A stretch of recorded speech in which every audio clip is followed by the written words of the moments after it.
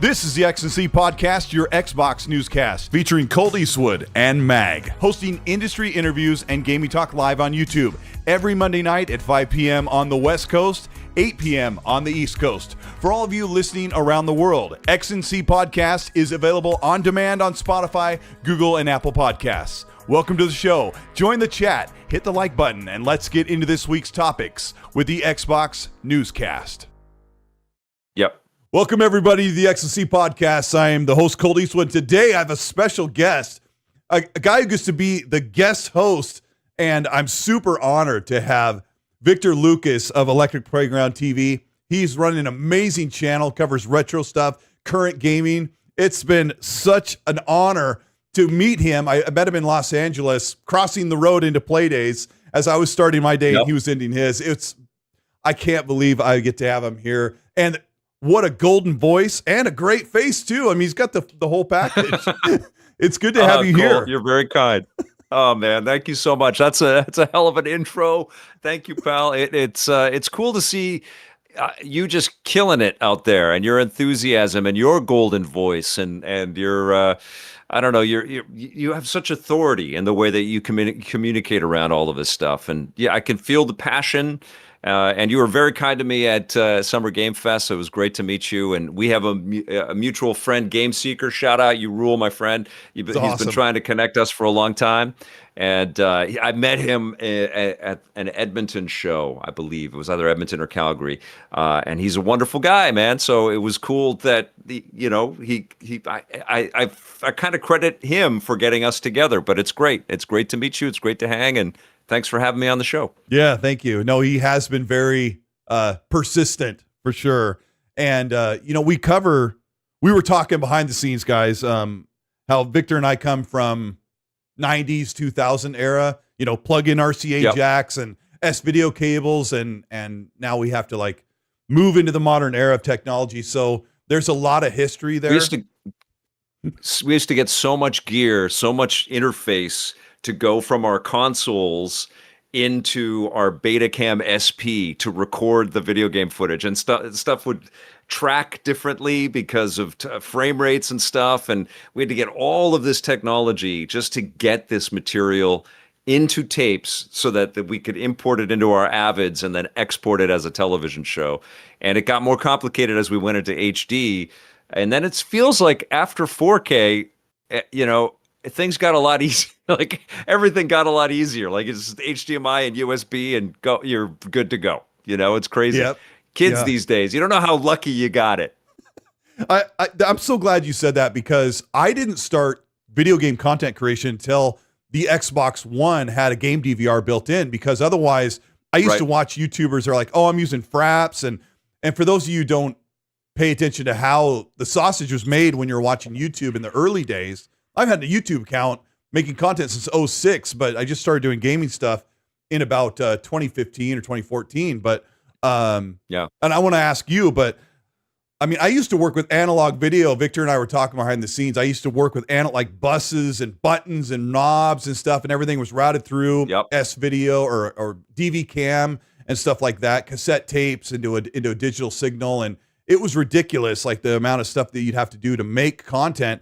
And I was so afraid to even enter into the gaming realm where I was playing on a 360.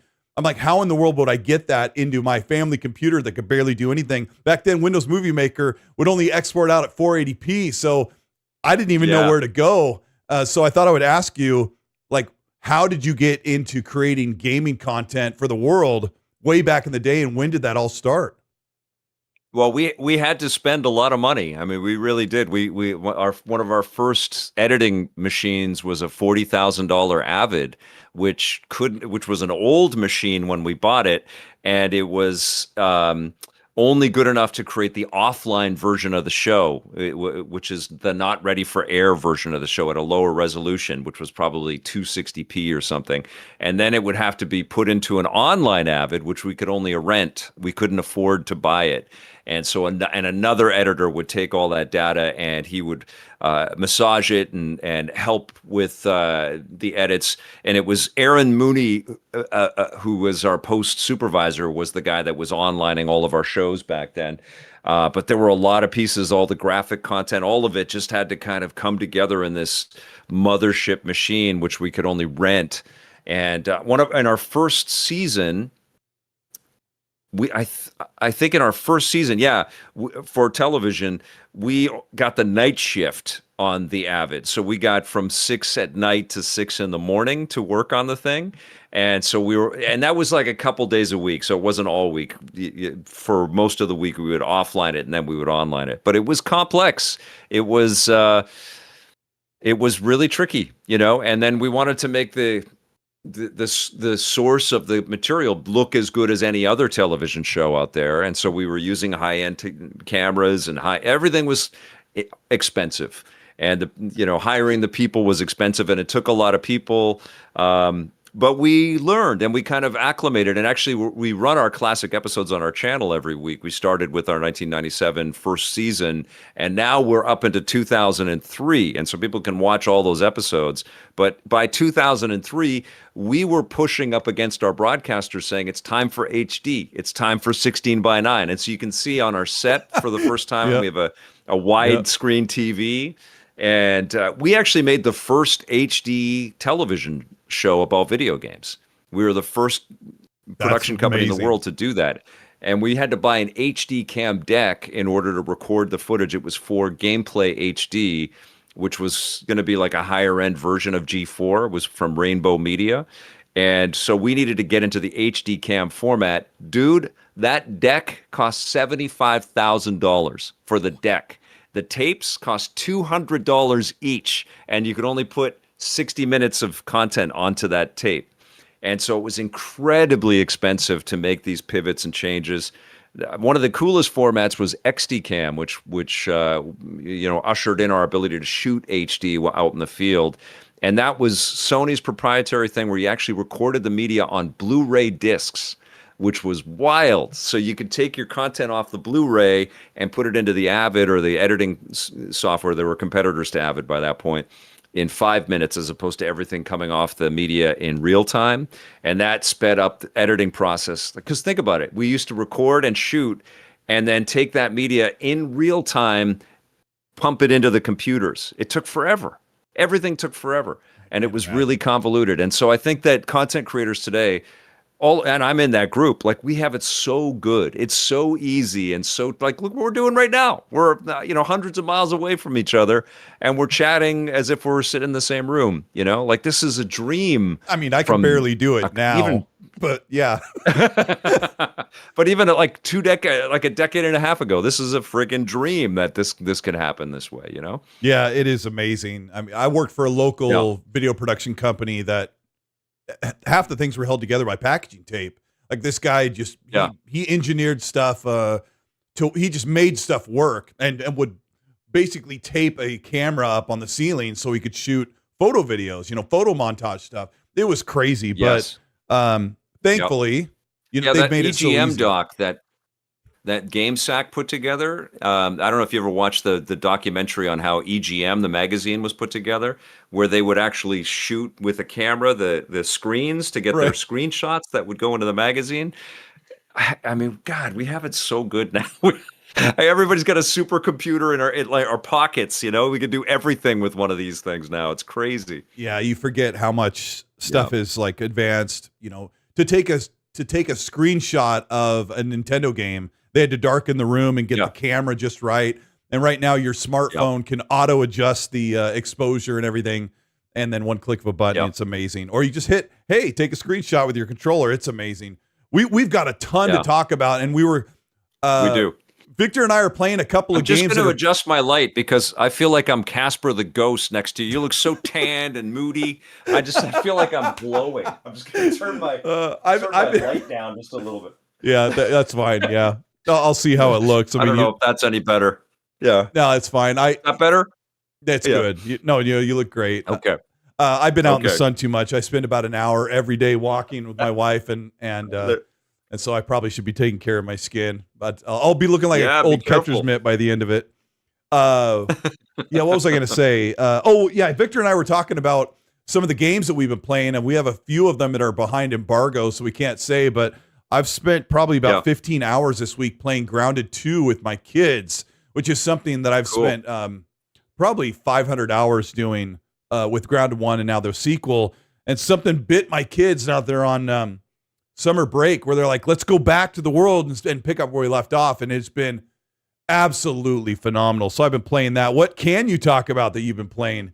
Let everybody know what's going on. Well, Star Fox, I think, is the most recent release that, I reviewed it last week. I think Nintendo really killed it with this game. Like it was a safe choice to go back to 64 and remake it, but it was made with such care and quality, and it's just really it was perfect when it was on the N64, and it feels just as perfect to play it now. But of course, it has all the production value and an embellished piece of storytelling in it, and it's just really fun to play and then replay and replay.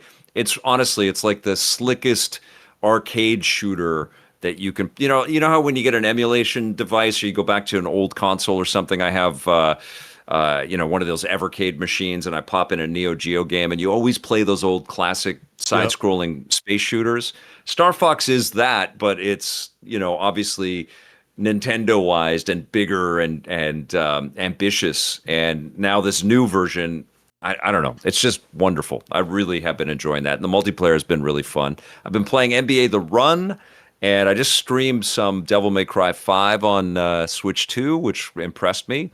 And I'm always sort of digging into stuff. I also played Adventures of Elliot on PC and have been really digging that too. And I talked about my experiences with that in a recent Reviews on the Run episode. Okay. Yeah. Holy smokes. Yeah. I remember my Super Nintendo experience with Star Fox. I just remember way back then that the game looked so plain, but it was so enjoyable. And that was like, that ended my diehard run on Nintendo playing Star Fox and Street Fighter 2 back in the day. It was so groundbreaking. I remember it speaking to you. Good luck, and the characters all had little voices, and it was 3D, man. I mean, it was terrible frame rate on Super Nintendo, but it was a 3D game, and we were flying through. It was freaking mind blowing. And now it's a 60 frames per second, 4K image, like beautiful orchestral music and fully voiced, and the way so that we shiny, remember it. That's the best part. Yeah. Yeah. The way Totally. Exactly, right? That's exactly right. And Metroid Prime did that, I think, with Metroid Prime Remastered for the Switch 1. And when that game came out, that was 2023. That was one of the best games I played that year, because it was taking this perfect thing from 20 years earlier, and they just tuned it and, refreshed it for widescreen, and it was just fun. It was just really freaking fun. Yeah, there's a couple games I wish I could talk about that kind of are in that same situation, but I can't. But I'm really having a good time right now. I almost kind of I can guess it's Halo. Oh no, actually it's not. So yeah, Halo's another game. Like there's another game that's coming out soon. I can't. That's enough of that. But yeah, it's a really good time. Yeah. I get in these little lulls sometimes. I get in a little pocket where I'm like, I don't feel like finishing that game. I don't have anything coming forward, and then something came up for review, and I've just been chomping down on that. So I'm super happy. Thank you everybody for being here. Victor, Lucas, and I are doing like the dynamic duo today. We're going to crank through a ton of topics. We have a slightly shorter show today, so we're going to like bust through these topics as quickly as possible. We're going to talk about what's going on with Game Pass, what Asha Sharma is planning to do with Xbox, because we're in this really crazy situation. I know Victor has a lot he wants to say as well. But before we do it, really quickly, I built a big video that's coming out tomorrow about Grand Theft Auto 6, and I thought I would ask Victor, I don't know if you dove into this possibility, but people are arguing right now, will it be 60 FPS on the current consoles or not? What's your take? I don't think it will be. But I actually was chatting with some of my community on the chat today, and I threw that out there. And one of the pieces of, one of the interesting perspectives that I got, which by the way is unacceptable. I think that they should have got it to 60 before everything else, because even though, the last two Grand Theft Auto games launched and they weren't 60. It is now 2026, and the visual fidelity between PlayStation 3 and PlayStation 5 or Xbox Series X and Xbox 360, it's not this, huge chasm. There is, like, you can play an old 360 game and it still looks pretty damn good. You know what I'm saying? Yeah. And I feel like, right? And so I feel like the emphasis should have been on frame rates. But I think one of the ideas that was proposed in my stream today was that maybe it'll be 40 frames per second. So if you've got a VRR display, it will be fine and run pretty smooth.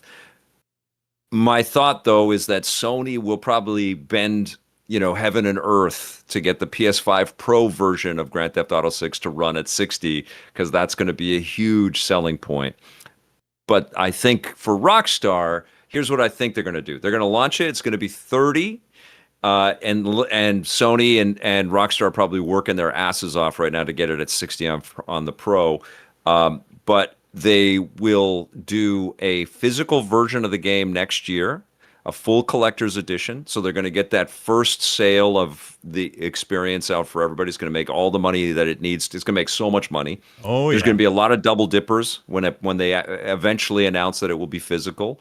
And then the rumors of or the reveals of what the next gen version of Grand Theft Auto 6 will be next in the queue, along with, I think, a Switch 2 version of the game, which I think is just sitting. It's it'll be compromised, but it'll be a money in the bank for Rockstar. And of course, I think maybe they might tie PS6 and the next Xbox to the PC version of the game, and it might be stunning. Like a simultaneous launch of PC gets it and next gen. Or the reveal of all of it. Like they might say, this is what we're shooting. This is the target for. I don't know, but they're going to stagger this game like crazy, and every time they do release it, it's going to get some major enhancements. $80. Yeah. Yes. And people are going to be buying it over and over again. Totally.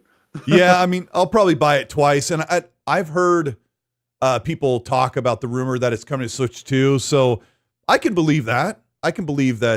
Switch 2 utilizes NVIDIA technology, so it has a slight upper hand of doing some, heavy lifting with some of the algorithm tech support under the software side. Like it can use DLSS to make things happen. But I'm going to dive into this in my video tomorrow very heavily. When you say that the PS5 Pro, if they bend heaven and earth to get the Pro running at 60, right now I cannot name a single game that has come out on the PS5 and Xbox where the PS5 Pro is 60, where the PS5 base model is not 60. So typically, typically every game that comes out, I would actually have a hard time sitting here and telling you what games are stuck at 30 on the PS5, except for Gotham Knights. Exactly. I'm sure somebody might be able to name one or two, but when it comes to mainstream, larger studio titles, I don't think you can name any 30 frames only games. I certainly haven't seen anything that runs only at 60 on the PS5, but I will dive into that technology part and probably bore a lot of people here if I tried to ramble it on from here. But I'm with you on most of that. I wonder how soon the PC version is. I wonder if it's like really and this is why away. I think it should be 60. This is why I think it should be 60. But the challenge that Rockstar has created for itself is that they're going to, populate the world with so much detail that's just going to be, a crunch on the processor, on the CPU of these machines. It's going to be very hard for them to run at that fidelity, or maybe there's a fidelity in a performance mode. I assume that there probably will be. I hope it's 60. I do too. I hope it's 60. But then what are they going to do to improve it for the next generation? Because that's in their mind too. Like, how do they sell it again when people upgrade to the new machines? Because we're so close to that, They only got to do that once. Part of the, they only did that once with Grand Theft Auto 5 because the 5 remaster got like the first person mode, and it was still 30.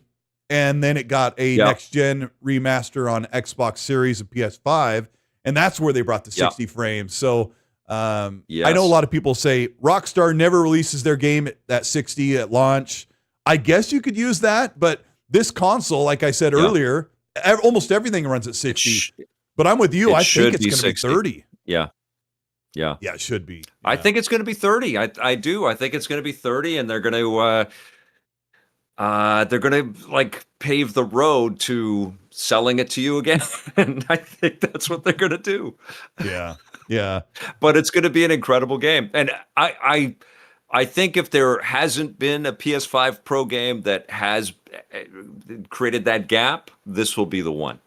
Yeah, sure. Yeah, I think so too. Yeah, I think if you were going to bend heaven and earth, it would be this game. And PlayStation, there was a lot of kind of a mess that went on last week. PlayStation put up their posts and marketing about the game, then they yanked it, and there was speculation. I kind of got involved with that. There's speculation that the plays best on PS5 thing was getting pulled, but turns out it was just the digital an old logo. The old logo, and then they were showing the disc-based PS5, and they're like, what? They're like, Rockstar was like, hey, we're not doing a disc-based at launch. And then PlayStation's like, why didn't you tell us? Because we're doing the marketing. Or somebody got their wires crossed. But there's like a whole UI dashboard on the PS5. And then I don't know if you guys know who are on Xbox. If you turned on your console 2 days ago, there was a full screen ad to purchase Grand Theft Auto. So definitely Xbox can market the game to be sold. But one other thing I'll say is that PlayStation, Rockstar deleted the PlayStation marketing. There's the trailer 1 and 2 for Grand Theft Auto only has buy it on PS5 on their shopping part of the YouTube. I'm trying to explain this properly, but on YouTube you can scroll down more and it'll say, hey, buy it here, and it's only on the PlayStation Store. If you go to the Xbox channel and we'll look at that same trailer, there is no buy it here at the Xbox Store or whatever. I think that's kind of I don't know how that's a marketing agreement. Like, hey, Xbox, you're not allowed to say buy it on our store, but maybe that's a PlayStation agreement. I don't know, but that kind of gets a little messy. Money's been flowing. Oh, yeah. Rockstar's recouping on investment right there. We've all been watching as they've spent probably $2 billion to make this game, and disbelief. But now they're recouping. Now they're in they're in vacuum mode. They've got all kinds of ideas on how they're going to get their money back. And somebody in your chat said they made $3 billion on pre-orders already. And the idea of pre-orders for a digital game just seems unbelievably silly to me. But people are, everybody's excited. We all cannot wait. The thing that I also brought up though with the lack of physical, it's like you've missed the midnight launch buzz. You've missed the opportunity to have cameras at stores all over the world with people lined up to go and buy this game. And what an incredible moment that would be for Grand Theft, Rockstar, Xbox, PlayStation, and the whole video game industry. What an incredible moment you have rug pulled. So much from has everybody. Changed. That the world has changed so much. To quote Gladriel from Lord of the Rings, the world has changed. Yes, it has. But, we're existing in isolation. We're all existing in our basements, in our homes, and we never leave, and we never go out to have a little party around this incredible work. I mean, I feel like we should be, like, this is going to be the biggest entertainment property ever conceived by a human being. It's going to be so massive. Already it is. It should be a freaking party for everybody.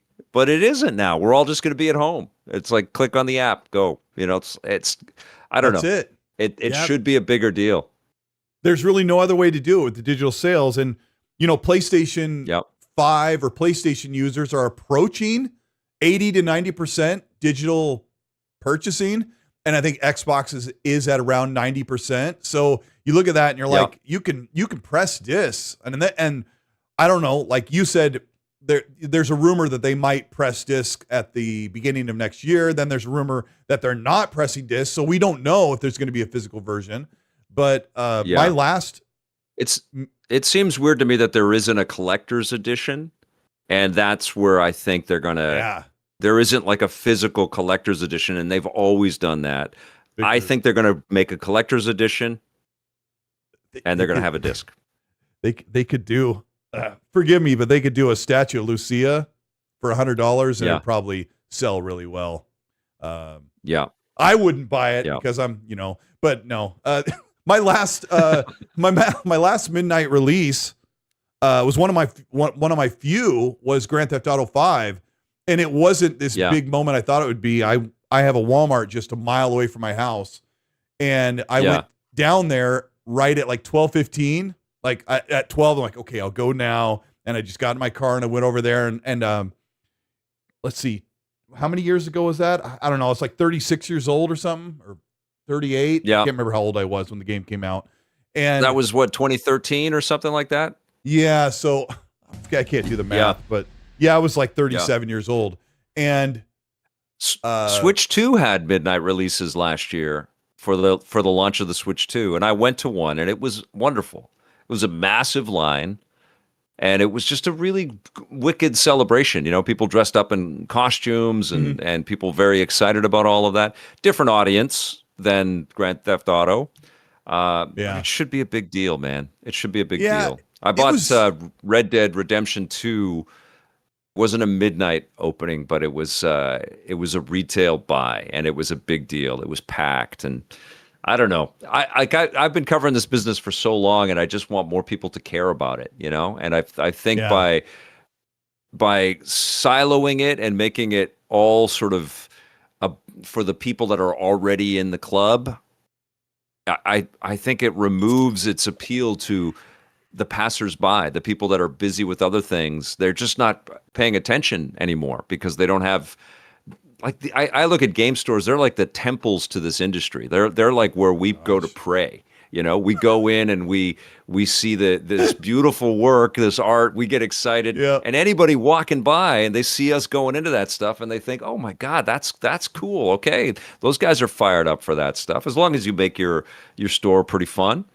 Yeah, I was like the monk in those stores. I would go into GameStop and strike up conversation with other people shopping, or like there'd be a kid there with their mom or dad and they'd be asking questions. And I would answer. I would just kind of like go, that game a couple times has kind of got the kid in trouble. Like, oh, I want this Grand Theft Auto 5. And I'm like, that game has You're not old enough. Inappropriate content. I'm like, just so you know, because someone got so mad when I told this story back on social media a long time ago, but I'm like, just so you know, there's a lot of language and stuff in there and some sexual content. Like, because I know that parents are okay with driving over pedestrians and shooting bad guys, but it's different when, there's some sexual content and you got like a 10 or 11-year-old going, "Mom, I want that game. It looks really cool."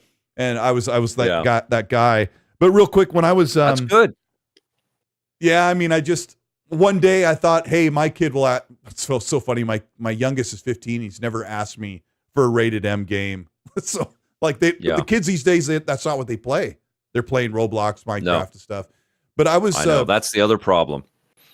That is the industry problem. We're going to get into that because I want to get into this game. The big topic today is Game Pass being frozen, like the deals being frozen. And I have sort of an insight into that where I think it's probably going. And I think Victor and I could probably rap about what we think is going on with that. But I want to read a couple questions here. And I was just going to say, back when I went to Grand Theft Auto 5's midnight release at Walmart, I kind of walked in real sheepishly because this would be like 6 years before I made a YouTube channel. So I was an aging gamer, and I was sort of kind of a closet gamer. I didn't tell people at church or work that I gamed because they didn't understand. The whole, I used to play video games. I played that Mario back in the day. I'm like, no, that's not exactly like, what I'm into. But I remember I just kind of got in line behind a couple of guys that were talking amongst themselves, and they scanned my game disc, and I took it home. Like, it was not the cool moment that most people got. But we got Mikey B. Thanks for the 2. He goes, "Did we lose a Canadian but gain a better one?" My co-host Mag is from Toronto, and so cool. having Victor here, it's great to have yet another Canadian. That's awesome. Maybe we did gain a better one tonight, but we'll see how it goes. We'll see if you guys approve of him or not. Another one directed toward, I'll kind of get this out of order here. Another one directed toward Victor. Stitches, thanks for the ARS 200 goes, where's Mag? Did you ditch him because of beef? No, Mag, everything's good. Mag's on vacation. He's out enjoying the beach with his family. He'll be back next week, and we will talk about all the gaming stuff. Colt wisely only works with Canadians. That's what the deal is. I've really learned at this point that they are the most gracious, the nicest, the best looking. It's just like you can't lose with a kid. Yeah, and someday we'll all just. I talk, to Mag about we'll join the countries together. Then I don't have to go through border check when I go visit up your direction. So. Oh no, man! We want our difference. We want to be partners, but we want our different vibes. We want to be different. We don't want a homogeny. We want there to be our own distinct countries. Yeah, we'll leave it that way then. I guess. Yeah. Okay, if that's your vote, I guess that's what we'll do. Yeah. Kung Fu Hot Dog, thanks for the 10. He says, "Hey Colt, love it when you invite guests with great hair. Victor, a pioneer of gaming news. Goodness, love you, dude. Southeast Asia video games will take over, cheaper with AAA graphics." Yeah. What do you think about that? He's talking about. Yeah, that's a big deal. Yeah, where you make games is a big deal. And I think the industry is really learning that it's a global business. It matters to people all over the world. And there are a lot of game creatives that exist in parts of the world that are a lot less expensive than Washington or Vancouver, which is where I am, or California. That's a part of it. What drives the cost of all of these things up is the cost of living and how many people you have and how expensive it is for that burn rate. It's people. And some of these projects, it kind of hit me when I watched the credits on Batman: The Legacy of the Dark Knight, which is an excellent game. It's a great Lego game. TT Games is the lead on that. Great. So much fun. But there was like 1,000 people that worked on that game. And it is a big, ambitious title, and it's global, and it reaches all kinds of people. But I don't know if that's a sustainable thing to have 1,000 people or whatever it was. It's hundreds of people work on a game that, yes, this is the most ambitious Lego Batman game, but is it going to sell that exponential amount more than the 30 people or 40 people or 100 people that worked on the first Lego Batman game? I don't know. I don't know if those economics scale like that, and I don't like, because especially when you see things where like the physical release is pulled off the table, or the game key cards or whatever, all of these ways that reduce the ability for these things to reach more people and impact more people, and then they cost more to make. It does, like, the math doesn't work. Like, you should be making these things so that they're really easy to get. And a lot of Xbox strategies have been about that. Like, let's find different ways to get these things into people's hands. But the cost shouldn't be so out of proportion that it just doesn't make its money back. It should be scalable in a common sense way, but it also should be very accessible for people. And I think that there's so many ways that games cut off its potential marketplace, and it's really crazy, and physical is a big one. I feel like people should be able to walk into any game retailer and say, yeah, I want that game. I heard this is a good game. I want that game, and that should be an important part of it. I have a friend, Red Wolf Renegade. He has a great channel, and he is purely physical. He collects the steel books. He doesn't buy a game or play it unless it's physical. And I said, Red, it's like you're in the 10%. He goes, yeah, but 10% is literally millions of people. And I was going to say earlier that more people buy games than they used to 10 to 15 years ago. So there is a larger number of people that when you go to put a game out like Lego Batman, you have a bigger audience of people ready to spend money. The problem is they've outpaced it with how much it costs. Is that? I don't know if that's true. I don't know. I don't know if, what do we get? 20 million a year by Call of Duty or something like that? I feel like that's been a chartable, sustainable, maybe Has that gone down? Incrementally it gets a little bit. Okay. I don't know. And I feel like the exponential costs and the exponential ways that this content doesn't reach people is why we're in this position. Like all of this exclusivity chatter and all of these different ways where you have to pick the clubhouse. I always think about that, because our shows were about that. you know, we were on TV, you know, we were in hundreds of millions of homes, and people everywhere were watching, whether they bought or played or whatever. It entered their lives. And now you have to like know what you want to buy before you watch stuff on it half the time. You have to pick your team, which is one of these machines. And, you know, there is a pretty good bet that most of the third party is going to end up on everything. But there are titles that you just won't get to, you know, like the fact that Spider-Man, one of the most recognizable creations on Earth, is locked to one device. Now it's on PC, thankfully, but that just seems so silly to me. Like Spider-Man is one of those olive branch experiences where anybody that appreciates that character, I always think about this. It's like, this is the game to put in front of anyone and hand them a controller and they're going to be delighted. You know, they might have some clumsy elements in it. They might not be able to swing everywhere they want to. But if you showed a Spider-Man experience that like Insomniac made to anyone, they would be like, wow, this is really cool. And I feel like games should be doing...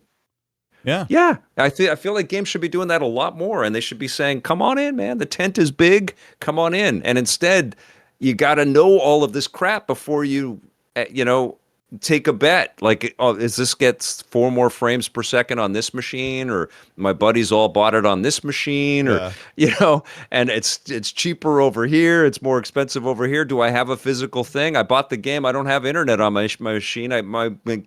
Or where are my load. friends playing? Like, you know, where am I going to be hanging out with my friends? Playing games. That's really it's all of this stuff, and I don't know if the install base is getting bigger. I don't know. I don't quite think that it is. I think we got to 100 million units for consoles before, and now we're getting there again, but we're not getting 300 million machines. No, I mean, I just assumed that the gaming audience is much bigger than it was 15 years ago, you know, at the end of the Xbox 360. But they're playing PS3 Fortnite generation. And Roblox, man. They are. And absolutely. Mobile stuff, right? I don't know if you make a game like Lego Batman or James Bond 007 First Light, you're saying, we project we're going to sell 1.5 million units at least. Like that, they put out a number like that, right? Then they're like, we got to account for 10% or 20% of people being physical. So let's press, 30,000 copies of the Xbox version or whatever it is. I can't do that math. Yeah. Don't make me do it. But it seems like they don't even do that. I'm pretty sure some of these games do get physical editions, but when you have Grand Theft Auto, and they're possibly not pressing discs because of people stealing the game en route or leaking it or whatever, pirating it or whatever they're going to do. But I think they're trying to stay digital only. But I don't know. I am fully digital. I don't bang the drum about physical, but I understand that the people who have shelves behind them, it's like their wonderful library. I love that. I don't do it, but I think that's so cool that people say, see all those? I own those games. I never crack those cases, just like I don't crack some of my digital games. But it isn't just the physical space. Like I feel like I say this often too. I feel like a lot of games are just too long. Like it's a big barrier to entry for a lot of things, and sometimes the games are a little too challenging or they're a little too easy. There's a lot of complications in this. It's a really complex medium, and it's not an easy solution, and I don't pretend to have them. But what I will say about physical is that it's not just about the purchasing of the material. It is this real-world reminder where people are going to work or they're going to a movie or they're going out for dinner, and they pass by this place, this temple that is this walking billboard for people to give a crap about this stuff. And even if they're not entering in that moment, they see that it matters. And that's very important. And I think this attempt for the industry to kind of keep its audience only in its own little ecosystem is really reductive and really destructive, you know, frankly, because this isn't, it's like the direct analogy is like, there's a few bookstores not selling their books to book publishers not putting their books in bookstores, or movie companies not putting their movies in movie theaters. That's stupid. You know, like let these things have a life out there, and then people can have them at home. Even if it doesn't make tons of money like the new He-Man movie didn't make tons of money, but it's going to end up being a pretty good investment. Right? It was a good film. Yeah, and Amazon's going to do a great Prime release of that, and there's tons of toys to sell. I mean, that's what you're missing. You're missing this tactile kind of connection to these properties, these posters and these brands, and the people that do enter those places. It's important, and it's also good for mental health to get out of our damn houses and go into these places and be around other human beings. Yeah, like going to other Los nerds Angeles. Like us. Yeah, I mean, it was so expensive for me to go to Los Angeles and, for us to stay there and do everything, but it just pays in dividends of the memories and the photos. And I put up a whole photo montage in a frame of all the people I saw some met. of those. It was great. Yeah, it's just been phenomenal. It's so important, man. That's we're all we got are human beings, we love these products. Yeah. But we're it, like we're all going to get old, if we're lucky. And playing these games and getting lost in this escapism is fun. But what's more fun is to chat about them with people that we care about and to appreciate them and to love them. And in our cases, we get to meet some of these people that make them. And that's all we got, man, as human beings. We got other human beings, and I'm really worried that we're just fast tracking to robots making games for robots, and like, what are we doing? We're going to be like the guys in WALL-E with the little floating chairs and the milkshake. Yeah. Oh, come on. Mm-hmm. Hey, bring back the Kinect, the Wii remotes, and bring back the plastic instruments, because I'm going to play some Rock Band. We still do that all the time. Kung Fu Hot Dog, thank you so much for the 5. Says, hey, Vic, when was the last time you visited I hear this all the time from Seeker. When's the last time you visited a Tim Horton? Their coffee and donuts are legendary. And do you both ever get recognized when you're outside? Do you have any stories of fans? Sometimes. Yeah, sometimes. I mean, it would happen a lot more when we were on television and people watched television. And it was weird because, I'd already been on TV for a while as a weekly video game show. And then we became a nightly entertainment show focused on video games, but other things. And that was a huge transition. That was like, because we were up against Entertainment Tonight and Access Hollywood and TMZ, all the other stuff. And then Electric Playground was in that mix. It was cool. I mean, it was like a huge, like, wow, we're in people's lives. They're and the coolest thing was like meeting a whole family of people, kids and parents and grandparents sometimes, and they would all watch and they would say, yeah, we like your show.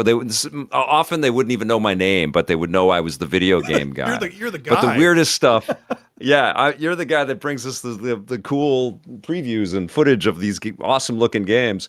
But the weirdest stuff is like I'd be out grocery shopping and I'd have like 3 days of scruff on me and my sunglasses and my hat on, and somebody was, hey, they'd be honking their horn. It's like, how do you even, like, I wouldn't recognize me. How do you even know it's me? That still does happen every once in a while, for sure. And I am totally oblivious to it. My wife gives me crap all the time. It's like, those guys are looking at you, or that person's looking at us. I'm just living my life. I don't know. But I'm very grateful, man. So whenever anybody says hello, and if you ever do see me out there and you're hesitating to come and say hi, Colt, this, I know this, anybody that creates anything, we're in our damn silos all the time. We're just busy editing or working on this stuff. It takes a lot of work. We're playing these games forever. It feels very good to meet somebody and hear them say that they appreciate the work, It really does. And I've had a lot of that over this last couple of months. It's been crazy. Yeah, I can appreciate that, because I didn't start going on camera till around 2022, I think. And that's when things really started to help. I had one guy at a fan fest. His name's Max, and he's on social media, and we follow each other. And I was in line waiting for fan fest, and he's like, Colt, and he recognized my voice because I was just a dude on a microphone with gameplay over it, right? And I thought that was really cool. It's I don't know, since I do a weekly podcast, like we sit here, those of you who are watching, we appreciate you being here, like, and showing your support, because big time. I feel like we get to sit down together as friends and talk about gaming. And Vic and I are talking here about the gaming news, and you might be sitting in your living room or your office or whatever with your phone on your leg listening, and we're all kind of here together. It's like a fireside chat, and it means a lot to us. Thank you so much for watching us. We appreciate it. I want to dive into this Game Pass stuff. Yeah. Hold on. I want to say one thing too, though, Colt. I want to say one thing too. Like, social media is a cesspool. There's so much toxicity and there's so much stuff that's out there where people are monetizing hate. And you can like whatever you like, but if you do like something, I encourage you to use social media in a way where you send out some love to the person that has created something. Doesn't matter how big they are, how many followers they have. We're all in our own damn heads all the time. And it feels very good to hear from people that you appreciate them and the work that you do. And if you send that out, if you take the second to send that out or the minute to send that out, you're making somebody's life a little bit better. Because no matter who we are out there making anything, all of us are surrounded and consumed by so much toxicity. And we see it with our friends. We see it with things that we care about. And it's dragging us down as a civilization, you know, like it's not the way we should exist and coexist as human beings. So take the time to, shoot just a simple message. I appreciate you. I like that. Good performance, great game, whatever, good comic, whatever. And you'll feel better doing that, and you'll help them feel better too, because, gosh. We're all trying to get through this damn world right now, and it's really messed up. I mean, it really is. My wife is such a voice of reason. She's like, I was like, why do people hate me? And she's like, they don't know you. Yeah. Like they don't watch your content. And there are people out there that they make content about other people. And that has to be a really stressful and degrading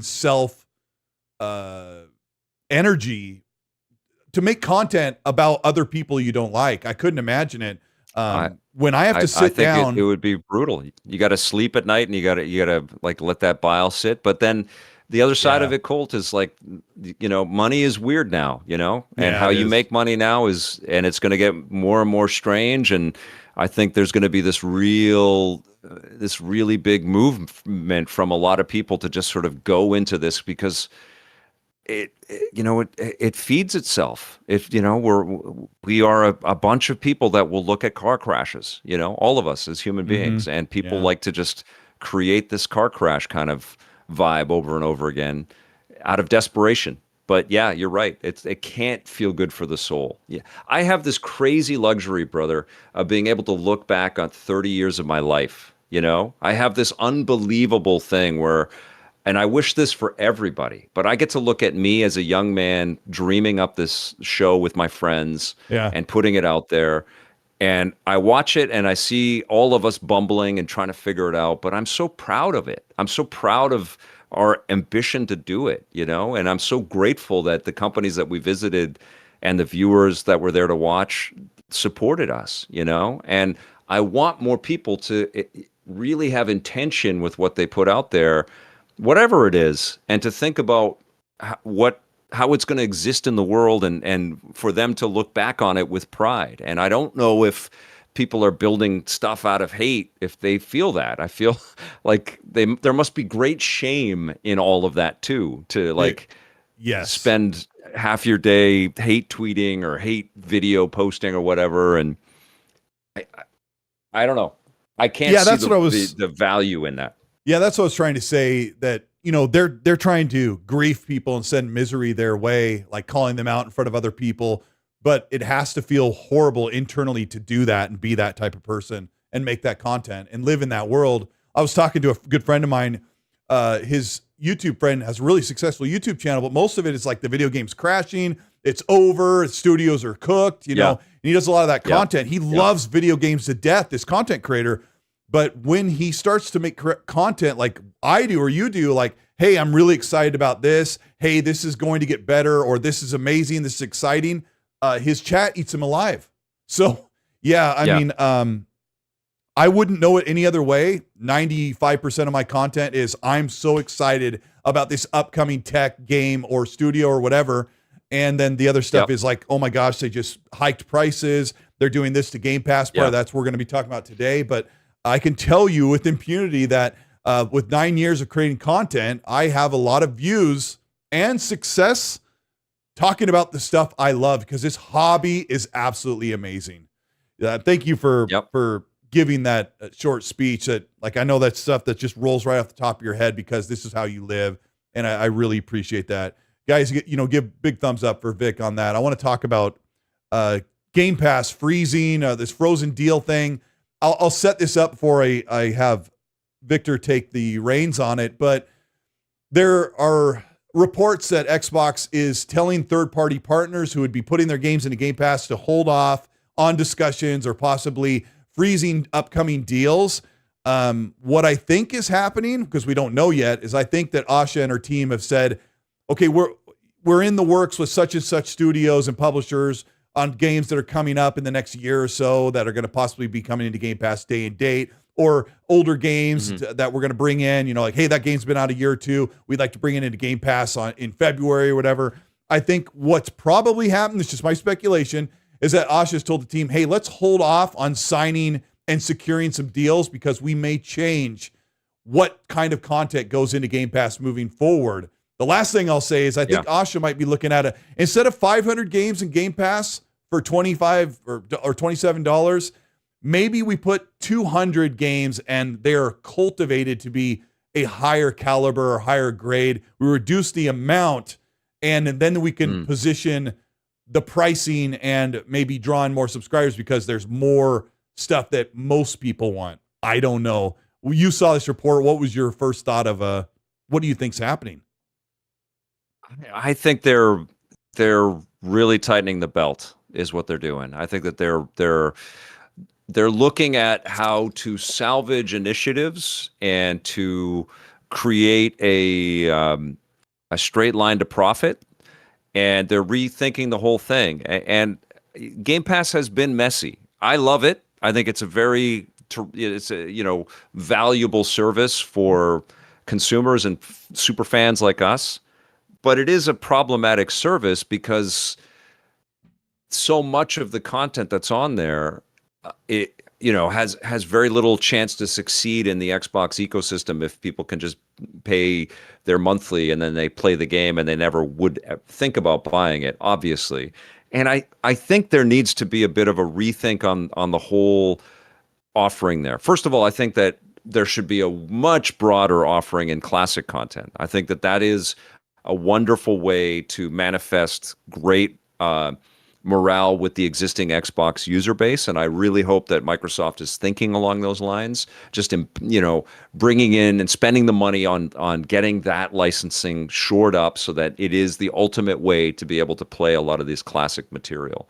I think there's real value in that. Maybe not in terms of play hours, but in terms of extending this connection to an existing community, and also being a part of the sellable element that they can go back to the audience out there. But I also think that Xbox shouldn't be a catch-all for just the existing super long, super beefy AAA titles out there, some that they publish as well. I think that they should think a little bit more along the lines of what Netflix does and create exclusive content for Game Pass. That is can't miss content for Game Pass. Almost like it's its own console, almost in a way saying, because they own all of the, well, now they're losing some of their developers, which is a problem, I think. I think they should stay with this. But they should be thinking of Game Pass as this new distribution vehicle, and the AAA stuff should operate a little bit more like a theatrical release so that there is a window before it comes to Game Pass. But Game Pass should have like House of the Dragon, like on HBO. Like it should have games that are AAA in quality, but maybe not in terms of length. Maybe in terms of action and scope and excitement. Easy to say. It's harder to, build that and create the teams. But that's, I think, how you sell a subscription service. It's what, it's Mandalorian sold Disney Plus and Stranger Things sold Netflix. Stranger Things sells Netflix. And I think it shouldn't just be like it shouldn't be like we have, you know, a game retailer that you can subscribe to. It should be, no, this is a curated list of really cool games that you can play in a weekend, but you want to play it. Because that's the other thing. A lot of these games are just too damn long on Game Pass. Oh, so I never people thought of that. They play them forever, right? So you play one game over the course of a month. It's like, well, you know, You just paid for 400 games. You only played one. Yeah. Yeah. I mean, it's time is the big threat. So I feel like Xbox should be paying for shorter, impactful games that people talk about.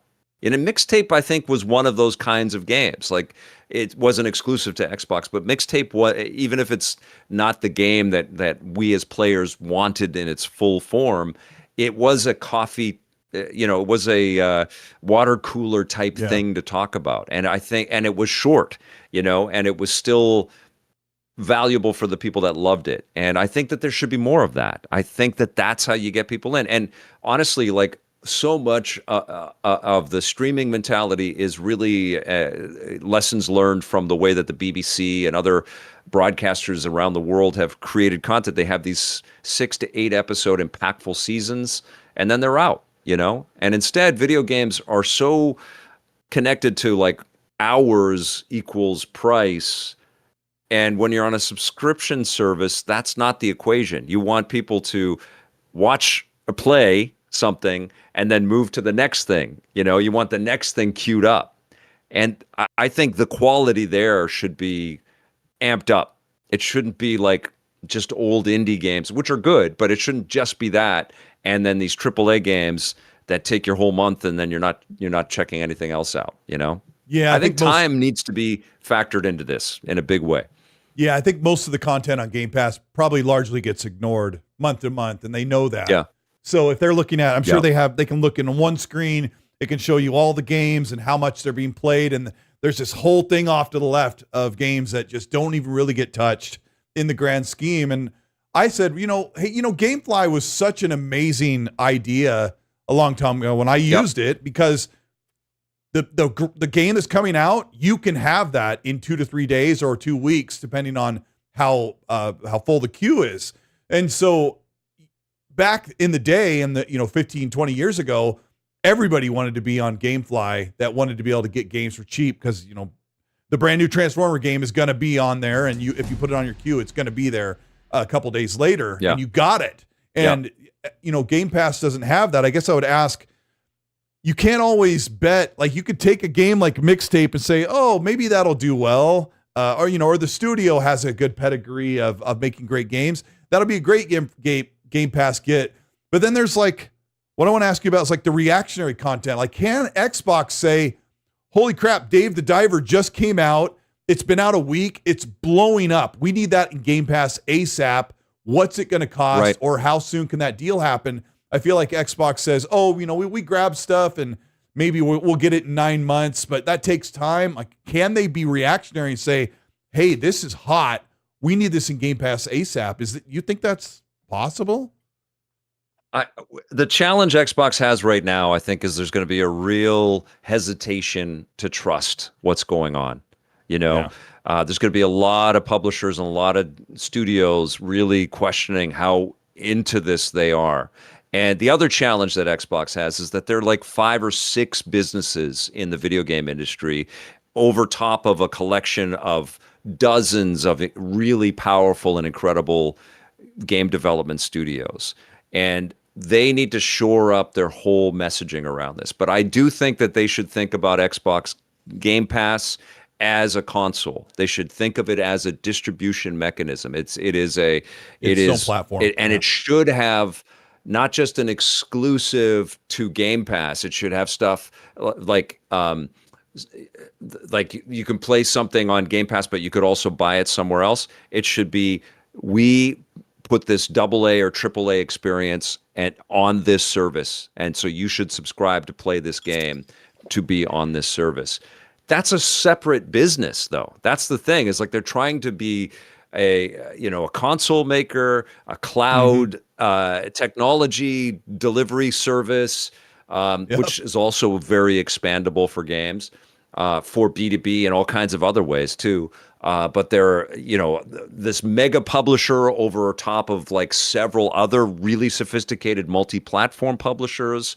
And they have this Netflix type model. And all of them require a lot of love and a lot of management and its a own lot strategy, of know-how. And they've done, for sure. yeah. And they've done an incredible job. Like people discount Xbox and everybody can throw out all their circling the wagons or they're on their, but they've done a hell of a lot. Like it's really impressive how many pieces they have put together here. The challenge now is how do you make them all work, and how do you make them all kind of make sense and reach a lot of people and reattain trust that you're in it for the long haul. It can't just be lip service. It has to be real commitments and this whole this new console business in this moment seems unbelievably perilous right now, because they've lost a lot of momentum and it's all been doom and gloom, apart from the great Xbox showcase video content. And then it was like less than a week later, it's just been bad news. And so and now it's just bad news globally around RAM and all of that stuff. So how do you get people psyched about a new console right now or a new handheld or anything, hardware wise? They got a real shot here to make Game Pass its own machine, its own console. And they should invest in that and reclaim that. They have a ton of subscribers, millions of subscribers, and they've made a great value proposition, and they own all kinds of incredibly talented development studios. Their focus should be on making excellent games for Game Pass. I feel like that. Do you think that they make? That they make. Okay, I was going to ask, do you think that they would look at a hot new game and say, let's make that an exclusive to our two platforms, Game Pass and our console? So if you want to play, I'll just kind of come up with. I don't think they need to do that, Colt. I think they own so many studios now. They got to stop letting them go. Yeah, yeah. I know. We're going to talk about that too. That's the thing that drives me nuts, is because they built all of these bricks. Like Phil didn't have this all scoped wrong. They were just spinning a million plates all at the same time. It's a really freaking hard thing to do what they were doing. All this acquisition, that's almost its own business unto itself. Like, how do you do all of that and stay up on all the minutia of everybody? But what they did have was this fleet of incredibly talented teams that had already figured out how to work together, which is really hard to do. A whole bunch of people moving in a singular direction. That's freaking hard, no matter what you make. They had done that. And now we all know it's not because of their games. It's because of AI. We know that they're overinvested in a different direction. Yeah. And it's all being compared, and there's real concern over the investments in AI turning out well. And so I think it's, company-wide, this belt-tightening thing. But the question I have is, like, if you are valued at $3 trillion and your business is partially in the video game space, how much money do you need to just stick with it? Like, how much do you have to... How big do you have to be? $5 trillion worth of value in order to stick with it? Because they should stick with it. They've done all this work. They're worth so much money. Just stick with it. They got real products there. Yeah, they're barely breaking even. And so I think they want to make cuts and become a more lean and trim video game platform. But yeah, I mean, they have all these studios. I think that's all being pushed because AI is they're having a tough time, like, selling the value of AI to people and making people really feel like they need to subscribe to AI. Like, how are they going to return on their investment with AI? And I unfortunately feel like like humans that create things, are being pushed aside in a tragic way right now, when the exact right thing for Xbox to do is to find a way to keep all these ships that they have in the water moving in the same direction, because they have all of this successful. Activision is incredible company with so much history, and Blizzard and Bethesda and so many dead Double Fine's franchises incredible. They won't revive, unfortunately. Yeah, like all of our favorite franchises are dormant right now from Activision and Blizzard and dude. Well, and all I say is look at what Capcom's been doing. They haven't always, they've had some real tough times. Konami's had some real tough times. Look at what they're doing. They're making interesting bets right now. Look at what Sega has been doing, and they're struggling a little bit, but look at their moves and what they're doing, and they've got movies out there. I mean, that's the other thing, right? South of Midnight might not have sold everything that they wanted to, but all that work to make South of Midnight, that's a good starting point for a sequel. And it's also such a cool IP that definitely a show or a movie or comics or something else could have come out of that. You've done all that work already. You already got it out there. Maybe it didn't hit the numbers, but you've done all that work. That's like a million miles further than starting from scratch on something else, And it's also a million miles further than making a sequel where it's just diminishing returns after a while. If you just keep going to that same well over and over again, that's how I feel. Like they have all of these things. They had all of it kind of in place, and this outside influence has come in, and they're having to tighten their belt in a way that they shouldn't have to. But that's the reality of business, And now the challenge, not only will it be to correct course here, but to also retain this trust with its own community and the wider development community out there. Yeah, there's two main problems that Xbox has had that most other studios haven't had. It's their games took far too long to make, which inflated the budget exponentially.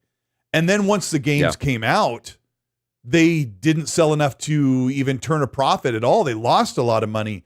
And South of Midnight is a great example of Compulsion coming into their own, and their next game could be so much better. We Happy Few was a start. South of Midnight was more of a conventional video game that more people would want to play, but it didn't pay off for them. So it is a really massive expense that cannot be tolerated much longer. And this is where we get the reports that Undead Labs could possibly not even ship State of Decay 3. Let me grab some questions. I want to get into that. True Hero, thanks for the $2. Says they just advertised Gears of E-Day on Raw right now on the wrestling, that's cool. I don't watch enough TV, but it's good to see that stuff on TV.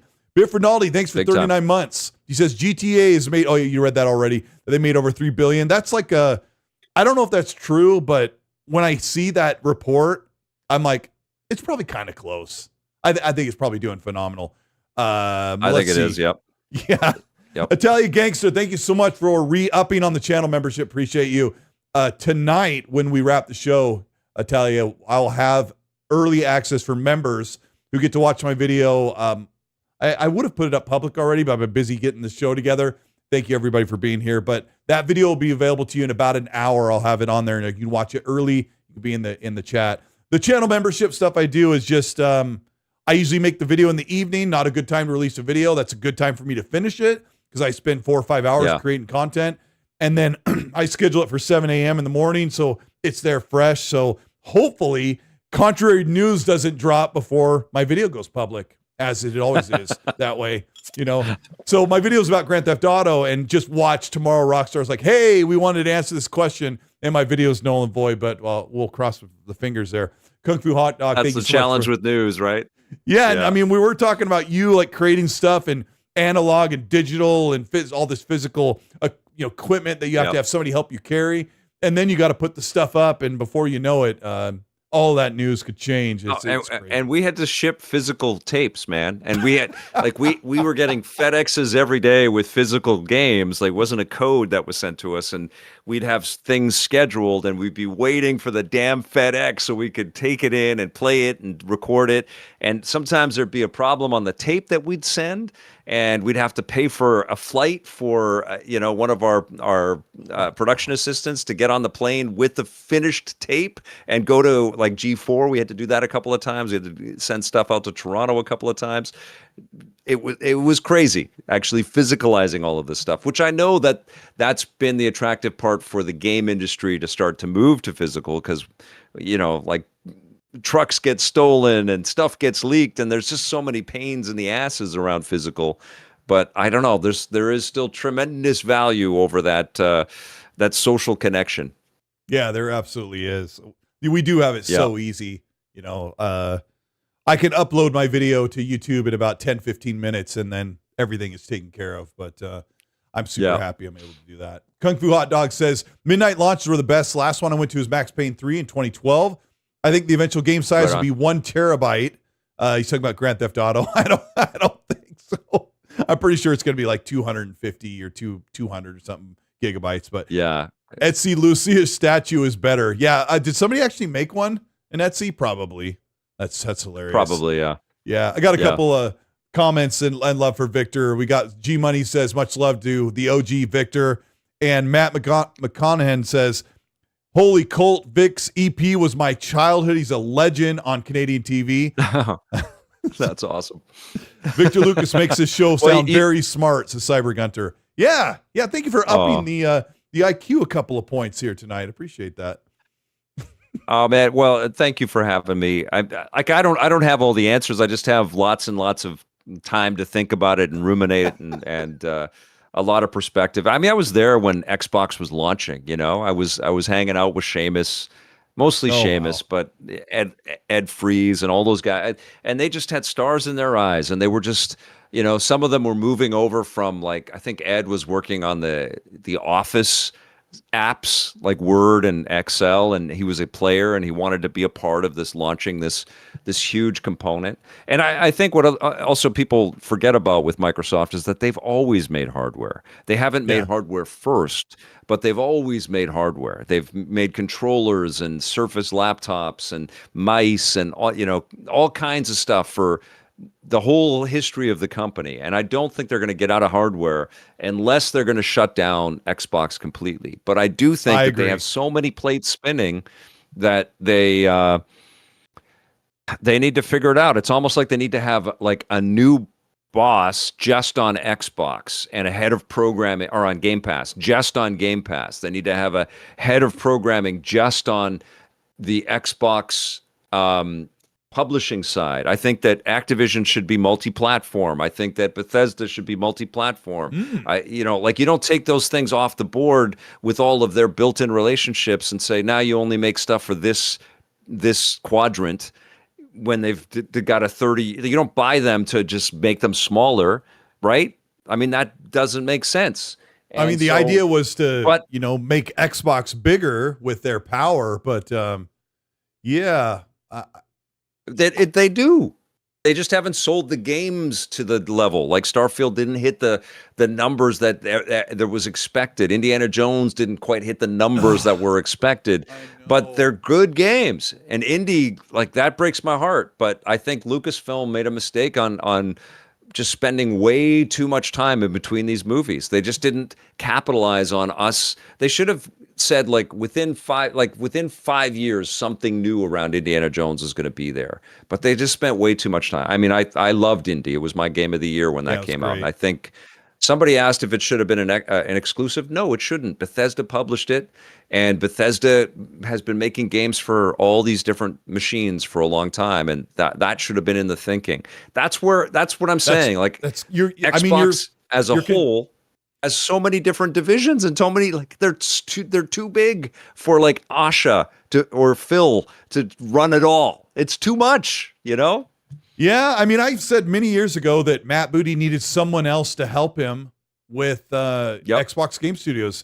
He needed to run North America, and then he needed someone in the UK and someone in Asia or Eastern Europe to take care of the rest of this stuff. And he just can't be everywhere at once. But nope. I don't know. I mean, Xbox needed to grow their platform because they finally had games at the beginning of the 2020s. And so I think there's going to be a massive shift in Xbox pushing their own platform with exclusivity. I got RD39 says, I'm going to have Victor answer this when we get into the topic, but I'm going to read it now because we will get to it. It says, Victor, you think Xbox is dead and gaming is going to crash? So we'll cover that in just a moment. Italia Gangsta, thanks for sending the super for a 5. Says, I just renewed my membership 30 minutes ago. No shout out. I'm hurt. It does show me on the overlay that people join the channel membership, but I am looking at chats, the show, Vic, and everything, so I don't see everything, but I appreciate you guys. Yeah. Incursion says we don't have external producers. You don't, I don't. It's us like one man banding. Like we're in charge of all the monkeys, you know? It's crazy. Yeah. Yeah. I do have Happy Bomb and Yodani who are modding the chat, and Happy Bomb sends me the chat questions. So I do have that extra, but that's great. Yeah, most of the time I don't have someone carrying the battery pack and all the cables for the camera at all times. Yeah. Encouraging goes, Colt, thank you for what you do, which was prompted from what you said, is let the people know that you appreciate the work they do. And if you're watching a video, I need to do this better as well. If you're watching something and you're enjoying it, it doesn't take any energy to hit the like and maybe just leave a comment. I watch a lot of music stuff. That's where I comment the most, because if I comment on gaming stuff, somebody might like, oh, it's Colteastwood, I don't like that guy or something. So I kind of like just kind of hang in the background. But like I'll watch YouTubers like, here's how you play this one song on the guitar or piano, and I'll say, hey man, this is just an enjoyable video to watch. You do such great content. And then usually hear back like, hey, I appreciate that. And I know they do because I appreciate it so much. Yeah. So it makes a big difference. Yeah. That's one thing that we didn't have when we were making TV. We would send out the show and we would like, I hope people like it, you know. You didn't get like and the we big really bag, the big gunny sacks full of fan mail that they would drop at your feet? No. We had forums back then.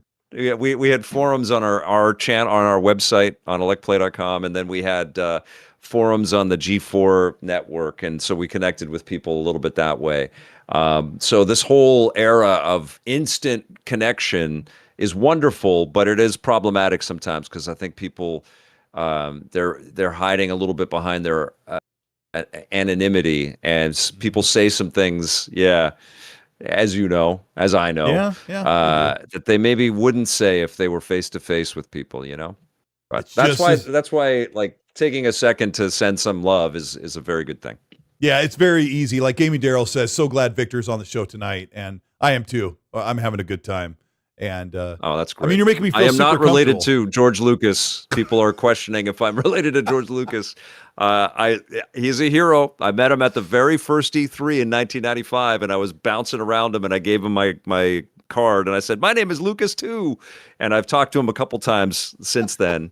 And man, he's incredible. Nice. Yeah, nice. He's amazing. And one of the cool things is we used to shoot these cool pieces at LucasArts all the time. They were amazing to EP. And we would get them doing all kinds of stunts, and we'd have all visual effects and music and all kinds of cool stuff. And they would play our stuff at company meetings that George was at, and everybody would dig it, and I'd hear nice reports back. And So you are related to him. Not that I know of. Close enough, I guess you'd say. If I was related to George, I think I would have more staff right now. You know, I would have pivoted from television to the internet with more people, I think. Yeah. Well, I mean, I just want that LucasArts sound library. That's like so iconic for creating content.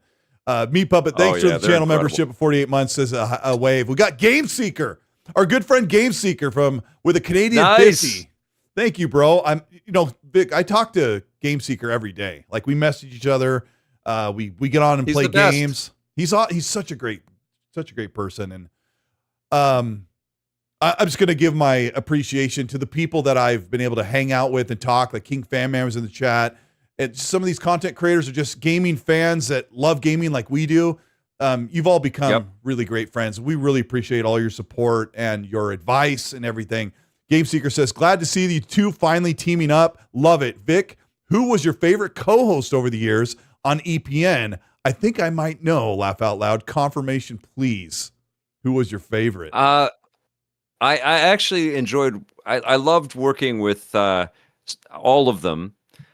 But I think I had I loved working with Marissa, because she's just so joyful and she's such a pro, Marissa Roberto. But and I loved working with Tommy because he was crazy and manic, and I didn't know where the hell it was going to go. And it was just fun, you know. Sometimes it was a pain in the ass, like I would like something and he wouldn't like, and we genuinely bicker. But I really appreciated his passion and his intensity, and I learned so much from him just watching him just own the moment and own the scene and the camera. And I really feel for Scott Jones.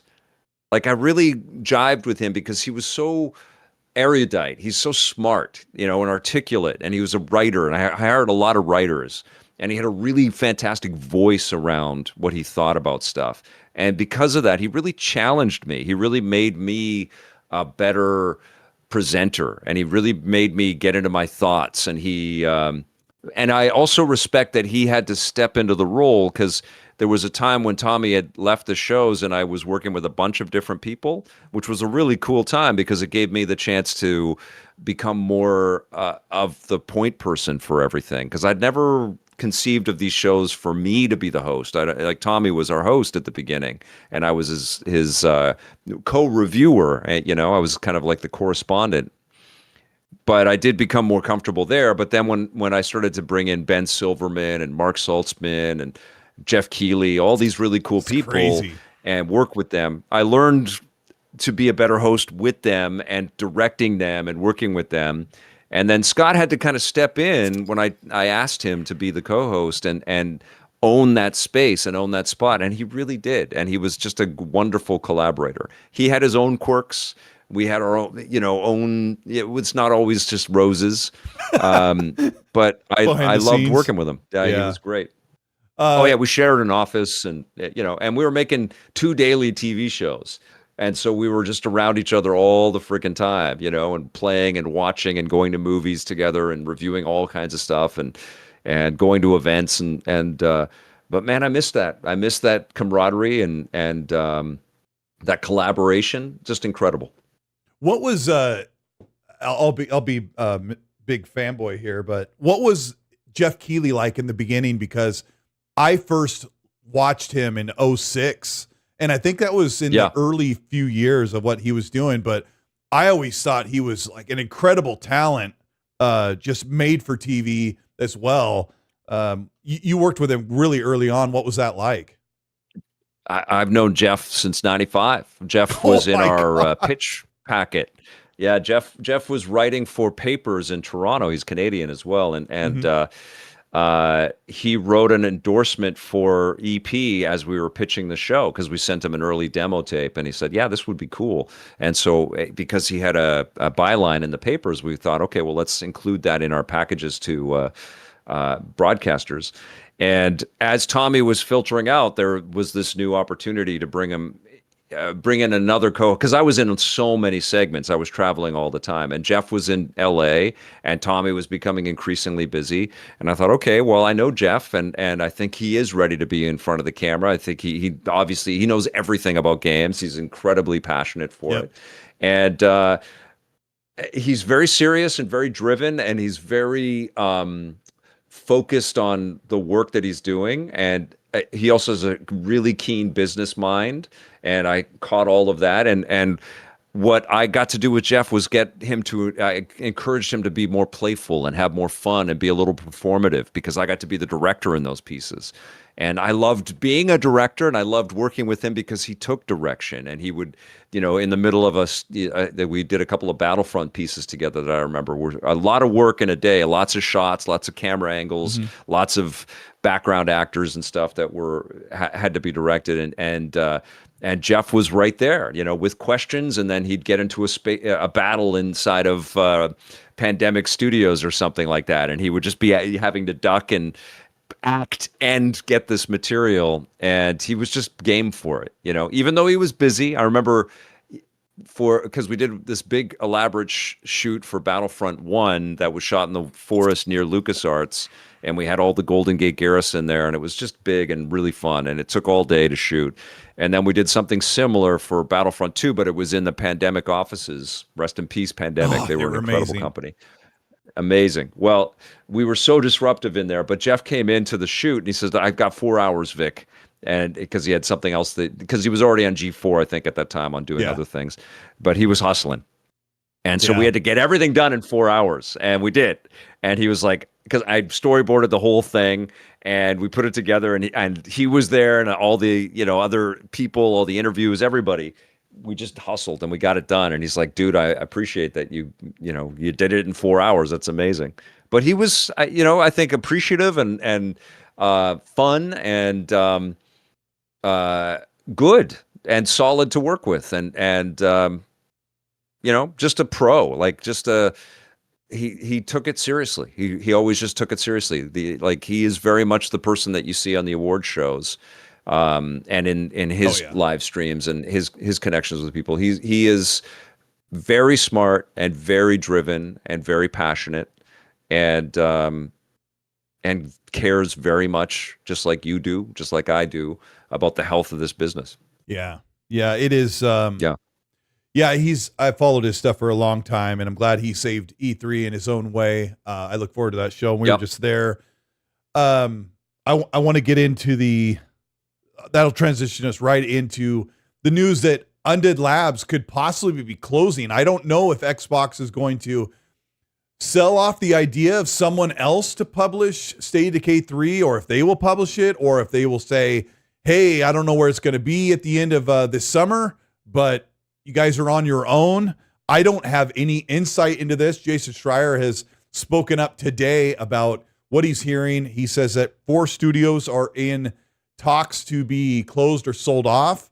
I know that Xbox, or I'll assume that Xbox was doing everything they can to offer every one of their studios an opportunity to trim down, sell off, or a combination of what they needed to do. And they were looking out for them the best they can. But the news is right now that State of Decay 3 is in alpha. I don't have access to it yet, but I'm on the list. So I don't know what's going to happen to this game, but I know that Undead Labs has been in a very tumultuous development period. They've worked on this game for 6 years plus, and their studio head left in 2021, I think it was. And so they've been kind of working through their own internal struggles. People like the way the game looks. The other studios are Compulsion. The report right now is that Ninja Theory might find a buyer, not as a game studio, but buying them to be a motion capture liaison or motion capture company, or a support studio for mocap. So it's very possible that Ninja Theory, I don't know if they'll launch Senua or if they'll be able to, I don't know how that's going to go. We don't know, but the most I'm hearing from other people who seem to be insider-ish talking, because I'm not an insider, I don't have an inside track. I just talk to people who say, hey, this is what I've heard, so it doesn't count. Take it as third I don't know, telephone, if you will. That, what was I talking about? Which game? Compulsion. Senua or State of Decay. Yeah, Senua. That Senua might not find someone to finish publishing it, or maybe Xbox will. I don't know. The other studio is Ninja Theory, Double Fine, Compulsion, and Undead Labs. So that's where we are right now. I don't like it at all. I'll tell you something, Colt. These companies are the exact right companies to create exclusive content for Game Pass. Yeah. They are the exact right businesses that have all been very trial by fire. They've gone through a lot of stuff. It's a lot to be acquired. There's a lot to dealing with, and all of these companies have had to release in this new state. And you have to think behind the scenes, what's rippled out to us has been pretty shocking, And so behind the scenes, it's probably been exponentially more challenging to kind of know, whether there's been infighting or, somebody's deciding that we're going this way. And then a month later, it's no, we're going that way. And there's all these layers of interference. And, Microsoft has got its own layer of how it conducts its business, and it's pitted against the other departments that they have, which are probably a lot more focused and a lot more trackable, basically, because it's not creativity. It's more about, like we have this many subscribers to our Office apps as we, this month, and we have it this month. And games are not that. Games are a complex, creative, technical art fusion. And it's so difficult to make them under any circumstances. Right, and magic. But to then put this other layer of corporate, connectivity and this constant growth pattern that the company has been on, and the Xbox in total, they've just been, like, imagine every time they brought in another company into their big mothership company, what that meant for the ripples across all the other studios. You're going to now talk to this guy. Oh, we've acquired them. Yeah. So now you're going to talk to these guys. Oh, you've been working in this way. Well, you should talk with these guys because they've figured out how to use this technology. Oh, yeah. Oh, now we've got these people. Every month it must have been like that, and there were some leadership changes, but they got to a point where they have all of these different tools, and then they said, nope, it's not working. We're letting go of our leadership. We're changing over. This person's coming in to kind of reboot everything. And so it must have been and must continue to be just incredibly unnerving to be under all of this upheaval. Not that it's easier anywhere else, but at the scale that Xbox is, it's crazy. But if I'm looking at Xbox, like I say, I think Game Pass is its own business, and that business could really capitalize on having developers build to that business, to make exclusive games for that business. Xbox could be this total mothership, but underneath that thing, they're going to have exclusive game publishing under, like, whatever that means right now. But they have some exclusive IP, but they also have another business of being a multi-publisher, a multi-console IP publisher. And because of that, they have a licensing division that could be blown up and grown out. Like the fact that we don't have news of a Gears of War movie, a Halo movie, a Forza TV series, like all that stuff should be happening always. There is something that has not been quite unveiled yet. Xbox gave, I went to the Mixer and they gave us a hat and a sweatshirt that said Xbox TV and movies. So they haven't officially, I mean, it's got the whole logo you've probably seen on social. So I know they've got a grounded cartoon going. They've got, I think they are talking about a Gears movie, right? You're thinking they probably have something cooking in the background. The Halo needed a better treatment, but freaking Fallout is amazing, outstanding, so good. Even my wife likes watching it. Exactly. Yeah, so I think this is what drives me nuts, man, because it's so corporate to think that all of this Xbox stuff has to be squashed and changed and all these people need to lose their jobs. It's such a corporate mentality when you've got these layers of potential income making the stuff. And if Xbox, with all of its trillions in evaluation, could just stay on course, pivot a little bit, turn Game Pass into its own separate entity that is valuable enough for people to subscribe to, changing the parameters a little bit. I mean, let me ask the audience here. If Xbox Game Pass delivered double or triple A quality exclusive games that were 6 to 8 hours long, a couple of those a month, plus a robust collection of original Xbox 360 and Xbox One games, and some Xbox exclusive IP from Bethesda and Activision and its own game studios divisions, after it had been out for 6 months or whatever, or some older games or whatever, would people think that would be a worthwhile $20 a month to subscribe to? So not necessarily day and date, day one on every damn AAA thing that they have, but a nice collection of stuff that's been out for 6 months, a collection of classic stuff, and brand new, gotta play them, two a month type of double or AAA games that were made expressly for Game Pass. Like asking one of Xbox's studios to work with Bethesda to make a Fallout game that's not 100 hours, but maybe 10 to 20 hours. Or absolutely. I guess Fallout's kind of an interest, like not 20 hours. That's everybody too long. Wants 100 Anytime you Fallout make a 20-hour game, and anytime you make a 20-hour game, you're removing 2 10-hour games from being played. Okay. I think they have to be hardline on like make things that people will finish. I think this industry, honestly, in like across the board, has just gotten too complacent with the idea that people don't finish anything.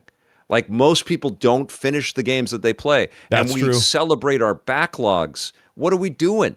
We should I don't finish have a backlog. these games. Good. Oh yeah, we all have backlog. We should finish the freaking games, and we should talk about the endings.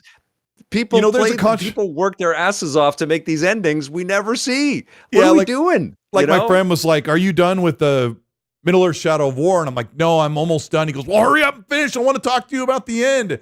And it's a big moment. Yeah. There's a controversial idea that you kind of touched upon.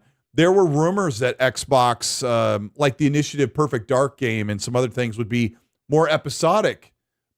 And I know people don't like the idea, but what if Xbox put out a really great game, a single player game that you wrapped in 8 to 10 hours, and then 2 years later you could get, or a year later you could get the, it was probably faster once the game's built, you get the next segment in Game Pass, the next 8-hour experience. I don't know if people revile that idea.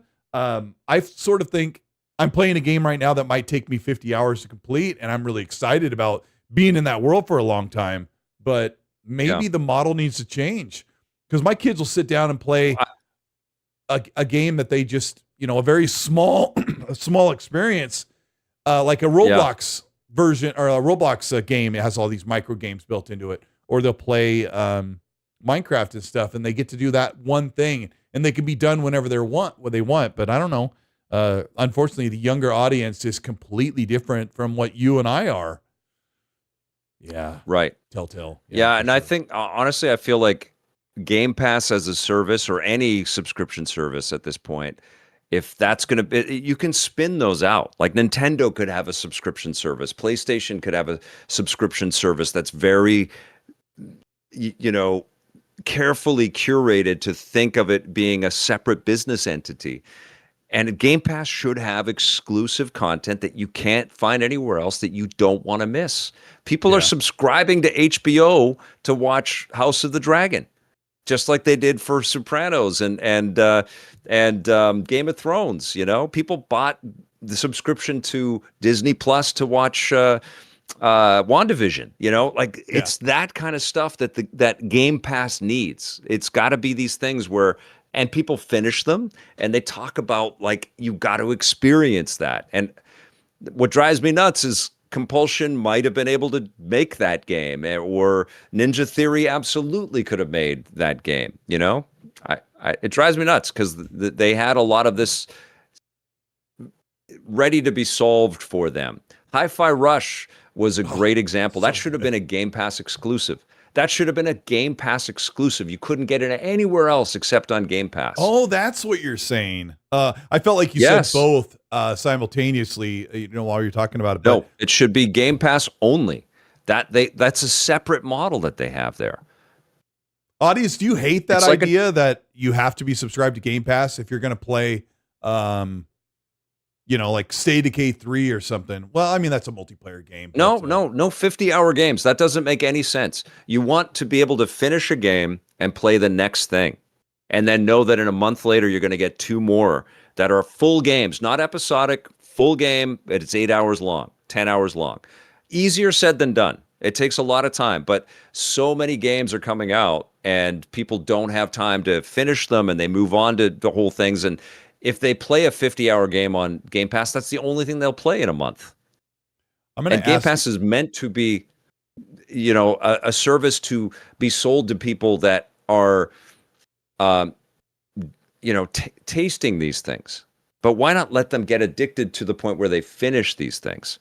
But they don't have time, with the way the games are situated right now. Yeah. Yeah, and I'm going to ask the audience. This makes me think, like, what is your ideal? This will probably pop up before I finish writing it. What is your ideal game length? Because I love 60 to 100-hour games that I can just live in and marinate. But I've been hearing more and more, like when I'm on social media, people will say like 20 hours is my ideal game. So I'll say Yeah. I'll top it out at 80, and then I'll go to like 40, and then I'll go 20 or shorter. And I want to ask you guys, because the great thing about asking our audience here, Vic, is that these are the hardcore. These are the people that buy 30 to 40 games a year. They beat, a dozen plus games a year. And I have this singular way of thinking. Like, I know what I know. And I think everybody loves that big open world that takes, 50 to 80 hours. I love those things. But that kills the whole idea of having 200 games to check out. That kills it, because you're in your 300. Like, imagine if Breath of the Wild was, available on a subscription, and that's all you would play, right? Like, and that's what the problem is with Game Pass. That's why it hasn't reached more people than it needed. Shorter and classic Xbox experiences to get the fans that love it, and then exclusive stuff. That's honestly what I really feel like it needed, and to differentiate itself and to feel like it was its own business. Yeah, because it's muddy now, right? Like, everybody feels like it's on Game Pass, so I couldn't sell anywhere else, or I couldn't sell it on Xbox or PC because it's on Game Pass, and there's developers pissed off there. Yeah, I mean, as an island, Game Pass makes $1 billion a year, according to Xbox. So if Game Pass was the only thing that Xbox did, they'd be doing okay. Yeah. But it has been problematic for them. The problem is everything is on a tipping scale. The console is weighing down the console, and the hardware is weighing down Xbox severely. And now it's eating into the money they make on Game Pass. You make a lot of really good points I never thought about. It's treating it as like, well, they launched it as the Netflix for games, and then they just cluttered it, and it's really not. It's like a Blockbuster Video or a GameFly for games that are all way too long, and people don't have time to play all of that stuff. I mean, that's the real and. It's a challenge to the hardcores that are already in, because they feel like they don't really own anything to be subscribed to this stuff. And it just makes these games so ephemeral. But if you went in and thought, okay, well, I don't own this, but I want to experience it like a television show, and I want to just get in there and experience the whole thing, and then talk about it with my friends, and we'll share that. And I don't think you have to go super casual with it. You can make it like... what game I always think about is the Spider-Man Miles Morales game, which was a shorter version or shorter game than the Spider-Man 2015 game or whatever, the first one. But it was great. Yeah, it was about 8 hours. And that, like, a game like that on Game Pass, and it's exclusive, that's a cool idea. Like, that's a cool new way to think about it. And people would, if you played a game like that, you finish a game like that. The question is, can you cut off 1 to 2 years of development time by having a scope that reaches 8 to 10 hours instead of 40? Once you built a game up to a certain point, they have 25 million subscribers. Sure. Yeah, maybe 30, right? 25. Sure. 30. I mean, that's a lot of money coming in. That's a lot of money coming in. You just scope it out, and you look at the storytelling and I don't know. I don't make the games, but I just see that there's a real missed opportunity there, and at the same time as people aren't playing all the way through their games because they're probably too long or they ask too much of them, people are finishing 8 to 10 hour TV shows. They'll watch all of what the hell was that show? Yeah. What was that show that Breaking Bad just did? The Breaking Bad guy, Vince Gilligan. I forget on Apple TV. We just watched Widow's Bay. It's 8 to 10 hours of that. Like, people get through all of those things, and then that's their free time for most people, right? Games could be a component in there, but they don't have the time for it. And that's what Game Pass should have. It should have been the dip your toe in and experience all this stuff, and then get more and more in, and then you play an 8-hour thing or a 10-hour thing, you go, oh, this was great. I wonder if there's some beefier things there are, but you got to buy those. That's okay. I like this taste. I like what I'm playing here. I'm going to keep my subscription, but I'm going to go buy Fallout because that was cool. And I like your idea of making a 8-hour Fallout experience that's really fun. I mean, that's the way to think about this, is like, get people in through Game Pass, get them to start thinking about the full experiences that are out there, and then making them carve out the time to play all of this stuff. But I do feel like games are like, they're fighting a losing battle for the amount of time that people have in a life. You know, like it's like, I mean, Crimson Desert's incredible, but oh boy, how many people watching right now have finished Crimson Desert? I'm like 200 hours in, and I don't even want to finish it. It's such a great game, but it just wore me out. Just wore me to a nub. Yeah. And I loved it. Yeah. But yeah, it's TikTok and Instagram Reels and YouTube and all these things are taking up our time. You know, I balance my time of messing around watching that stuff or creating content, and I'm like, ooh, I really need to get back to that game I wanted to play. But I wonder if Xbox is looking at possibly just being more pointed in the content they make. And maybe that means the problem is south of midnight. I hate to say this so much, but Avowed and Outer Worlds were supposed to be a sure thing, and they weren't. I loved both of those games. I loved Avowed so much. And Outer Worlds 2 was so good. But nobody, in the grand scheme, you know, I'll be colloquial. Nobody played the game.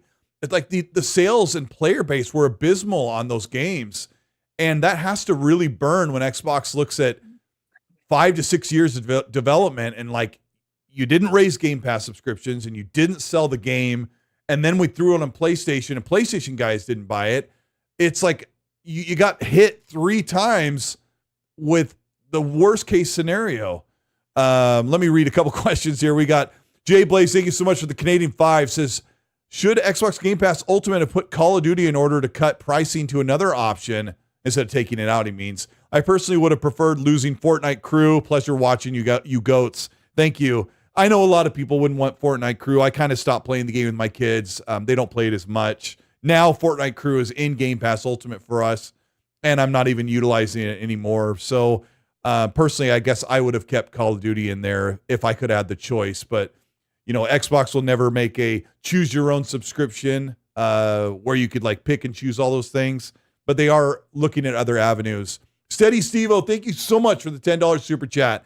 Says the Undead Labs news has my emotions in a troubled state.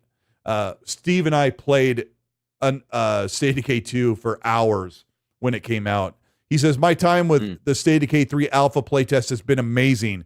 It could be in early access right now to help fund it through the finish line. Go PC. Yeah, I didn't know you were playing it. We got to talk.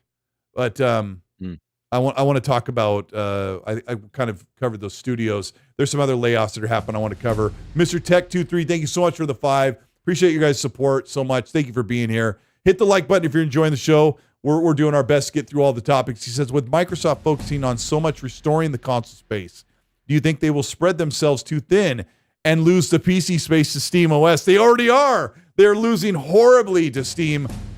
Steam OS is nowhere near as big as Windows, but they're losing their PC storefront. I don't know how much you play on PC, Victor, but their PC storefront has no games. Like on the Xbox PC app, you get absolutely nothing that everybody else gets. I don't know why they aren't reaching out and saying, That's hey, the other business that they have. They have too many businesses, and it's not enough people to manage them all. It's crazy. So what is the deal? They've got 2,500 Play Anywhere titles. Right now, the only way to get a multi-platform game on the Xbox PC app is to pay extra to get it on Play Anywhere. Is their platform on PC so small on the Xbox that publishers don't even bother? What can they do? I mean, they need to silo out into individual segments all of these individual businesses, and each one of them can bring real value back to Microsoft. But to group them all into one big cluster like this, where each of these businesses are being a little bit underserved, I think is a real problem. And I think that we're looking at that. I think there was too much growth too quickly. Obviously, some overlap with some of the jobs. I don't know how you do that without turning everybody into a super competitive and backbitey. Like, you don't want your head of Xbox to be fighting with your head of Game Pass. But they grew into this gargantuan thing. And I don't think the solution is to just only go for the grand slams. I think the solution is to come at a bunch of different scales to fit these different opportunities. But I do think that a major problem with video games across the board is that, and how they're not reaching more people is that they're too big. They're just too big. They cost too much to make. They take too long to make. They cost too much to buy. Yeah. And that has become a really big sort of status quo when only a few titles can exist in that. And, you mentioned Avowed and you mentioned Outer Worlds 2. Those were excellent games. And I liked Outer Worlds 2 much more, but there was a lot of incredible work. And I just think like Avowed, if it had been a really focused 8-hour RPG, like this really crazy idea to make a robust, impactful 8-hour RPG where you sped through experiences quickly, but it still felt great, and it was Game Pass only, that would have been a cool story. That would have been a really cool story, and people would have played it. They would have had the cool mechanics. There would have been no fluff, no filler, a lot less. It would have been like speed running through. Combat was incredible. Skyrim. So, yeah, I mean, it already felt that way, but it would if like they've just juiced it a little bit, and then people, okay, I beat the game, you beat the game. Yeah. More people would have beat the game. They would have said, "Oh, this is kind of fun," and they would have played it, and it would have been fun. They could have done something similar with Outer Worlds too. It takes it off the board of competing with all the other 50-hour games, but that's the problem. Nobody can play all of these 50-hour games. It's just not possible to turn all of these games into profitable things where people get all the way through them and then they hype them up everywhere. That's what the whole industry is facing right now, and so much attention has been placed on Fortnite and Roblox, and they're like their own industry. They're not games. They're like their own business. And yet they sit at the table and eat the lunch of all the other games that are trying to come out there. And people live in those games. They don't just play them, they live in those freaking games. And that's not healthy. And I don't know what the solution is. I don't know if you cut off Epic and say to the Fortnite team, no, we don't put you beside all of our other stuff, or you cut off Roblox. I don't know. But, if people are in those spaces, how the hell do they have time in a week to try anything else? Yeah, I think that sometimes, like Obsidian tried to be like a miniature or partial version of Bethesda games. And I don't know, there's just, there's so much that they could have done differently. And it really bites them. Yeah. Glizzard, thanks for the 2, says, I'd rather play 4 20-hour games than an 80-hour game. Yeah. I think about that all the time too. Yeah. Yeah. But then again, I don't know. I am different. I like longer games, but most of the time I stick with them. Glizzard, thanks for the 2. I appreciate that. Indie Irish fan says, with the $10 super, thank you so much. He says, love you, Vic. Outside of Colt, you're one of my favorite game streamers. Thank you both for your contributions. That's amazing. Thank you. Yeah. Thanks for the love. This is really, really cool. I appreciate all the kind comments, and even the ones that think I'm full of crap. That's totally cool. Thanks for being here. I haven't seen any of that, but you've had an amazing year. It's really good to hear. There was a Greg Miller of Kind of Funny Games was kind of giving another rant about Xbox, and I feel like I kind of wanted to make a topic about, I'll do it another day, about, it just seems like the games media wants to be right and say we want, Xbox wasn't going to make it and they're out. But I'm not like a big subscriber to the Xbox game tax thing, but they're the Xbox tax thing, but they have their own problems. And Victor and I have been talking about it pretty stringently and strongly about how Xbox has had their own issues and they've been their own worst enemy in a lot of ways. But the whole thing about Xbox, not if, but when they get out of hardware, I don't know. I can just tell you my personal opinion. Xbox is not getting out of hardware. I think that the Helix is coming. I don't think it's going to be delayed. I think it's 2027. I also don't think that I'm not convinced that Xbox is going to put out the Helix and then they'll call it good. You know, Vic kind of said it earlier. I think they are going to stick around with hardware. That's what they do. Unless something goes horribly, horribly wrong, I'm with Vic. Unless Xbox has to shut down, they will continue to make hardware and they will do all these things and spin all these plates at once. I don't know. You covered that pretty well, I think. What is they got a lot of challenges with marketing and trust right now. They got a lot of challenges. Branding the next machine is a big problem. You know, they painted themselves into the corner with Xbox 360 as a name.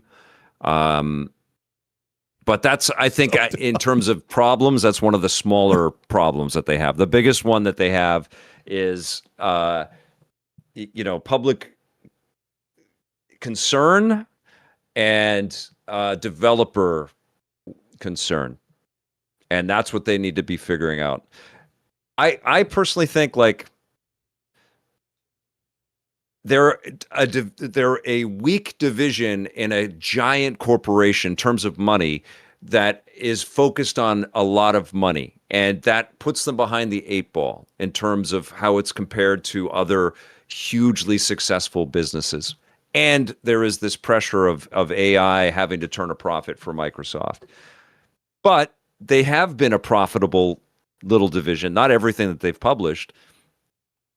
And they've built lots and lots of cool experiences. And they've done very, very ambitious, successful things in the video game space. And they've employed thousands of incredibly creative people. If they can stay the course, it's going to be bumpy forever, but it'll start to pay off. They just need to make better decisions on what they greenlight, be a little bit more proactive on where they greenlight it, differentiate their products a little bit better, and be clearer with it. I don't think they should do a multi-SKU launch of a console ever again. I think it should be exactly the same horsepower, and it should be very straightforward for the consumer and the developer. Like, stop giving people reasons to not go in your direction.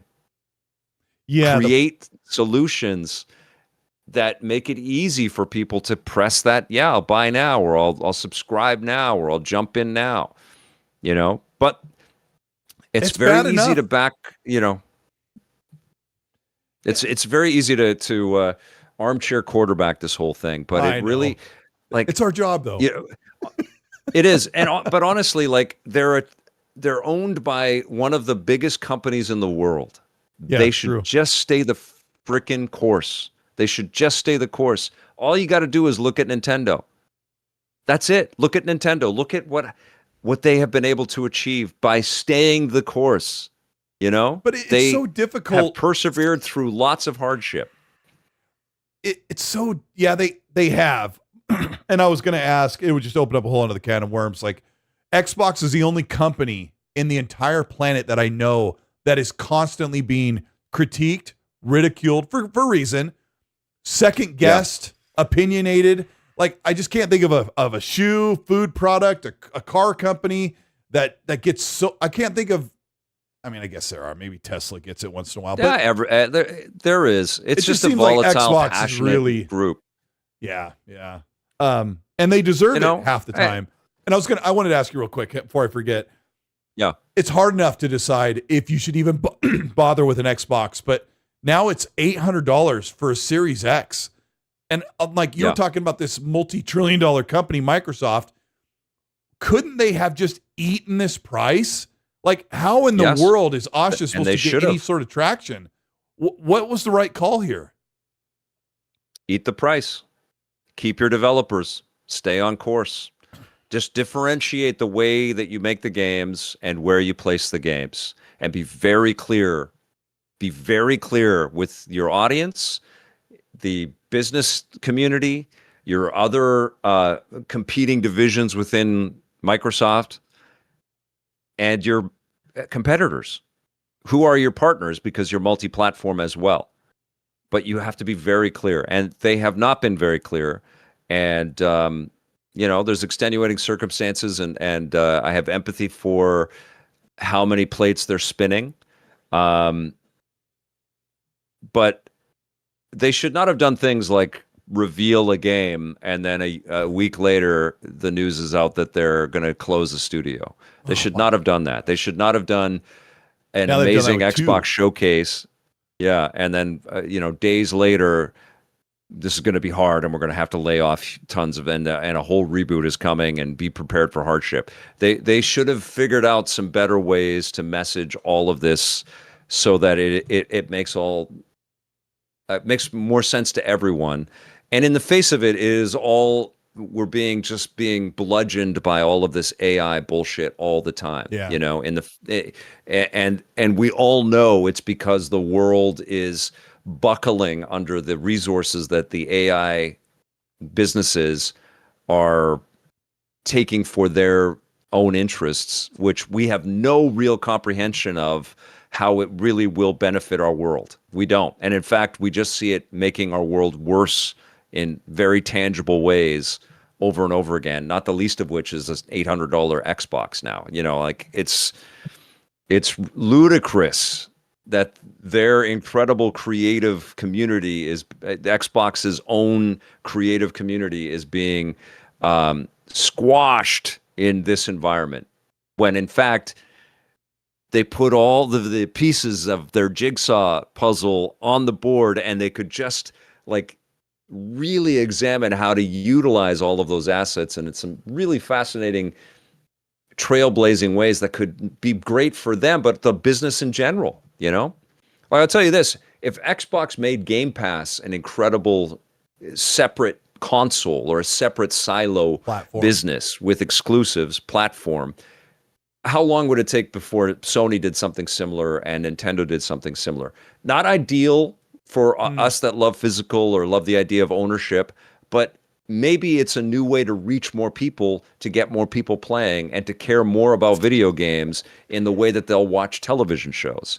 or watch freaking 3-minute reels on TikTok. We should be trying to get more people in. And I personally feel like Game Pass and Play Anywhere were pretty cool initiatives to kind of open that door, Success or not, the ideas were sound. Yeah, I mean, I would tell people that aren't playing video games that come over here and play games. It's the best hobby on the planet. I will just try to convince you of that. Yeah, if you're binge watching TV shows on Netflix or Apple TV, you could be using that time. How many shitty TV shows are on Netflix that people just, they eat their life away watching just a terrible thing, more often than not starring Mark Wahlberg or whatever. And you watch it, you finish it, and you're like, why did I waste my life on that? You know, as opposed to they could be playing something really cool. But at the same time, we don't want them playing something really cool where they'll never get anywhere in it. They'll play it for 8 hours and they just got out of the first cave. We got to stop making tons of games like that. A few for sure, but not like 50 of those in a year. You know what I'm saying? Yeah, if somebody who says, like in the chat, someone said that if Valve was boring, they likely started exploring the open world, which is that open world is really only meant, they didn't know this, it's really only meant for the diehard who want to look under every rock and behind every waterfall. And if you're not having fun, don't play it that way. I think Greg Miller from Kind of Funny Games played Avowed in 15 hours or something. I think it was him. I can't remember. Yeah. But yeah, I mean, he just speed ran it, and I don't know. It's just all up to. Yeah, I didn't love Avowed. I watched your review. Went through it too quickly. Yeah, I didn't love it, but I did love Outer Worlds too, and I do love Obsidian. I think they're incredible. Yeah, I think they're great too, and I know that there was rumors about them being on. I would just assume. I'll just assume that Obsidian is being talked to about maybe reducing some people or reducing the plans of what they're going to work on. Let's say they were going to work on Avowed DLC or maybe something else like that. They might be being told by Xbox, why don't you put the pin in that? We're going to have you work on something else. And I talked to a good friend of mine who covers a lot of Bethesda related stuff. And he says, I am almost certain Like I can feel it that Obsidian is actually working on their own Fallout thing. So I've covered that in videos. The one last thing I want to ask you about is Asha Sharma apparently has a 4-prong approach to the reset for Xbox, and there are 4 categories that she's working on. Only 2 of them have been publicly talked about. And I had a look at the other 2, but for now we'll just pretend like I don't know what they are because I'll ask Vic here. But Asha is in the second stage right now. So the first one, this is kind of like an exposing moment here. The first one is called Easy Wins.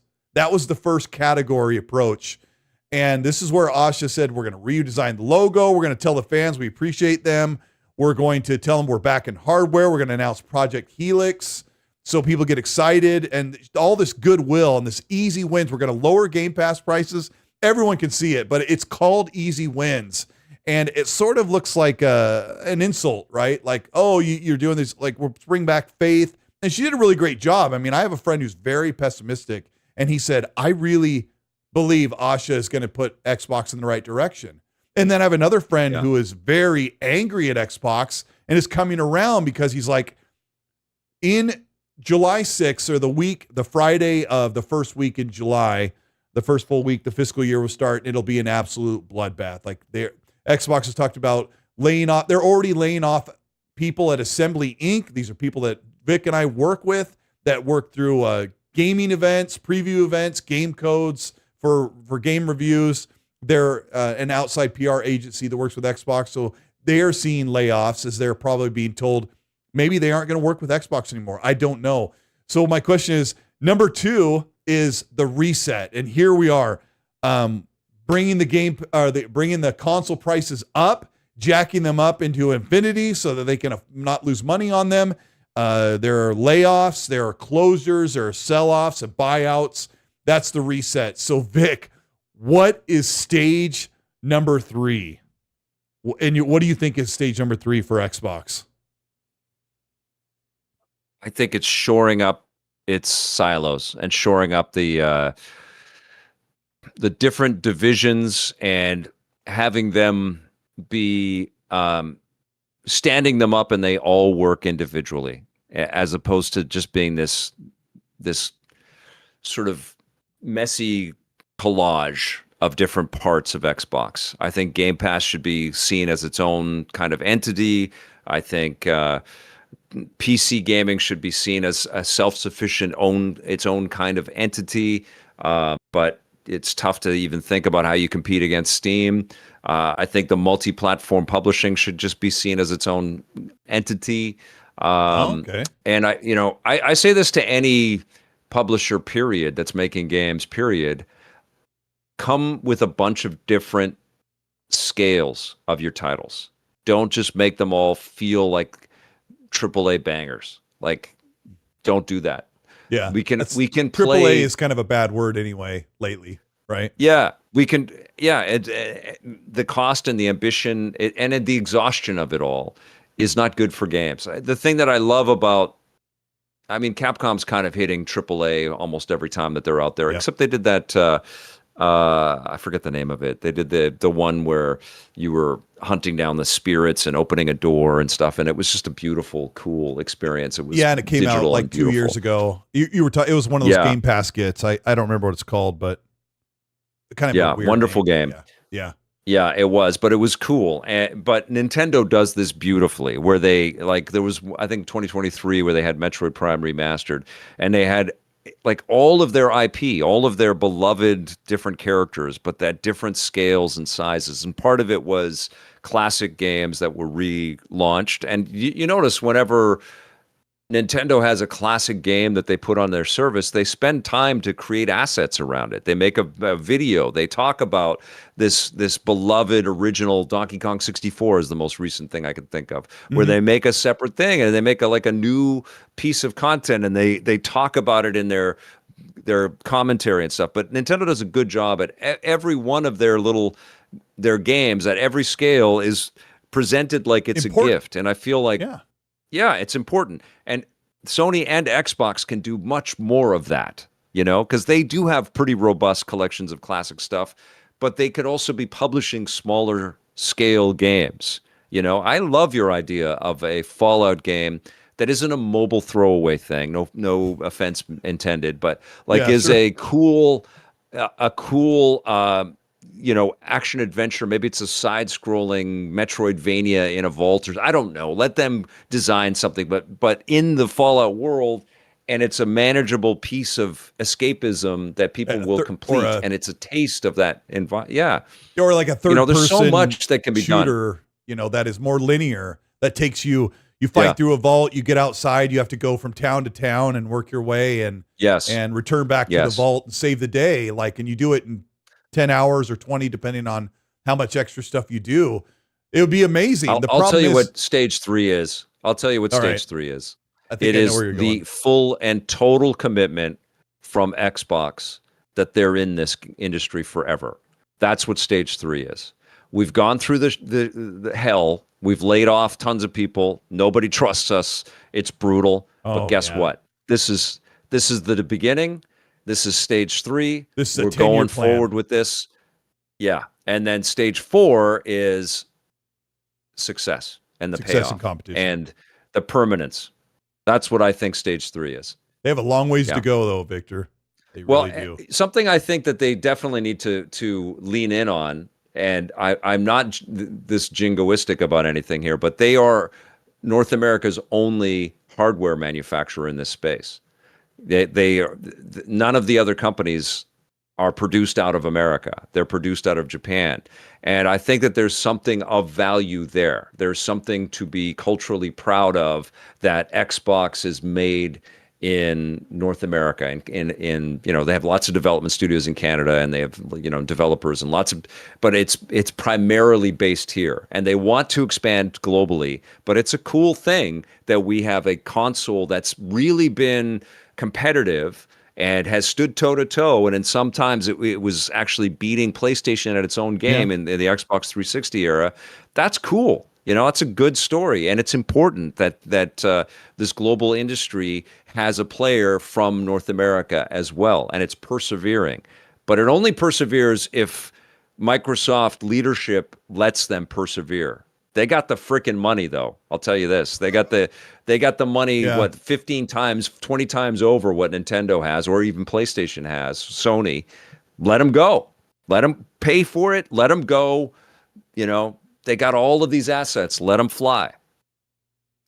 I think that the reset which we're in right now with Game Pass, or with consoles increasing, layoffs and closures, it's going to be really, really, really terrible. And it sucks because we've developed personal relationships with these games, or some of us have developed relationships with the people and studios that made them. And there's a legacy that follows us along. It's going to be awful, but I think the reset stage might be fairly short.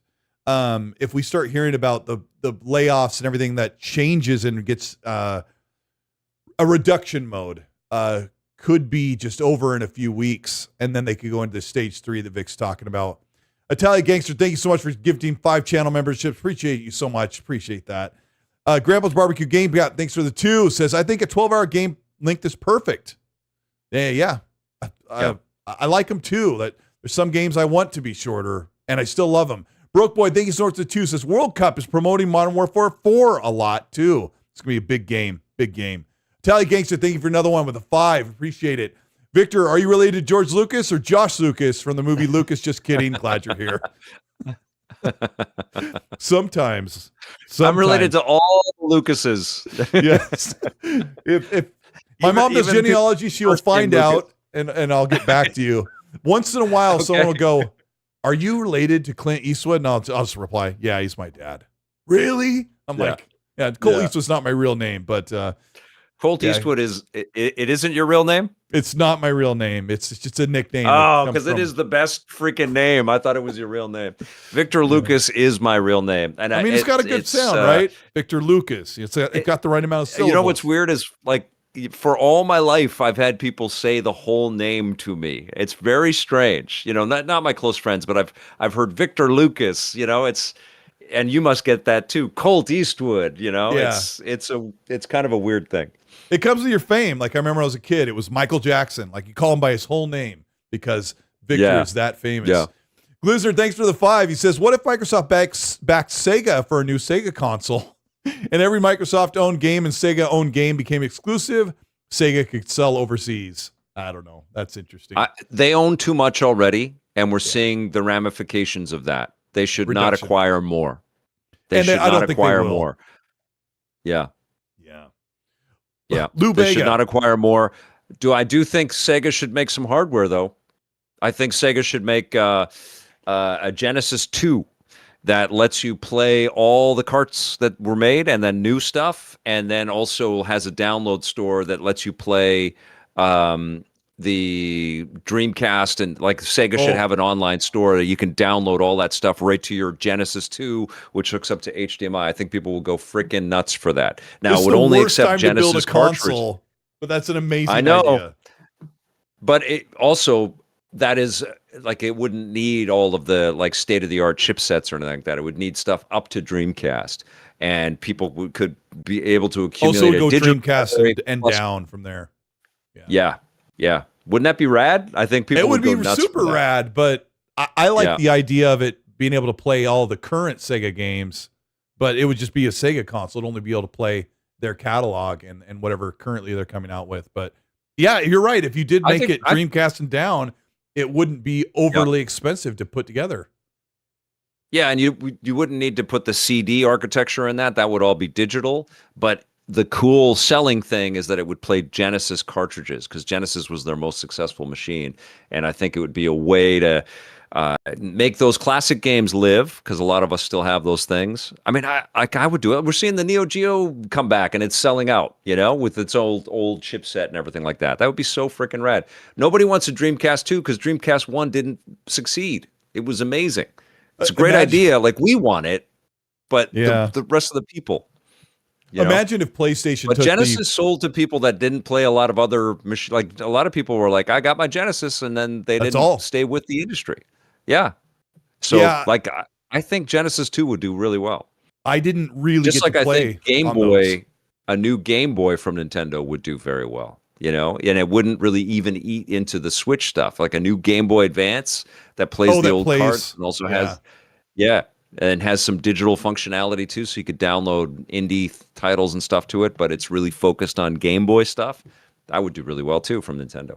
Yeah, I would love to see PlayStation throw the PS1, 2, and 3 chip somewhere on the board on the PS6 and just say, hey, we're going to start digitizing our game library, and then it would just like link up with that hardware and just, the way, like you said, you had the fat PS3 that has the back pad on it, like because it has the PS2 chip in it, right? So yes, yeah, there's a whole world out there. It's really tragic that the PS5 doesn't do that, and I also wish that the Series X played at least every Xbox published game. It sucks that I have MechAssault and I put it in my Series X and it doesn't work. Microsoft should figure that out. You just keep putting it in there and it spits it out. Just keep trying. One of these days it's going to take. Lou Bega, thanks for the 2, says, advice to Asha and Matthew, stop talking and replying on Twitter. I mean, I haven't had any problems with the things that they've said. I have had problems with things that Phil Spencer said on Twitter and social media and interviews, but so far, almost everything that Asha and Matthew Ball have said, I'm like, okay, I like that. I like the transparency and the proactivity. They're them being proactive for once, because Xbox's former leadership was so reactive, it drove me crazy. And I also work in communications outreach, and those things are super important. Sitting back and waiting to put a bucket of water on a fire is a ridiculous way to run a multi-million-dollar business. But what do I know? I'm just a YouTuber. Grandpa Barbecue's Game Cat, thanks for the Australian 5, says, I'm 40 plus hours into Baldur's Gate 3, nowhere near finished. So Victor really has me thinking about how a good 12-hour RPG would be with follow-ups every 12 to 18 months. I would love that. Yeah.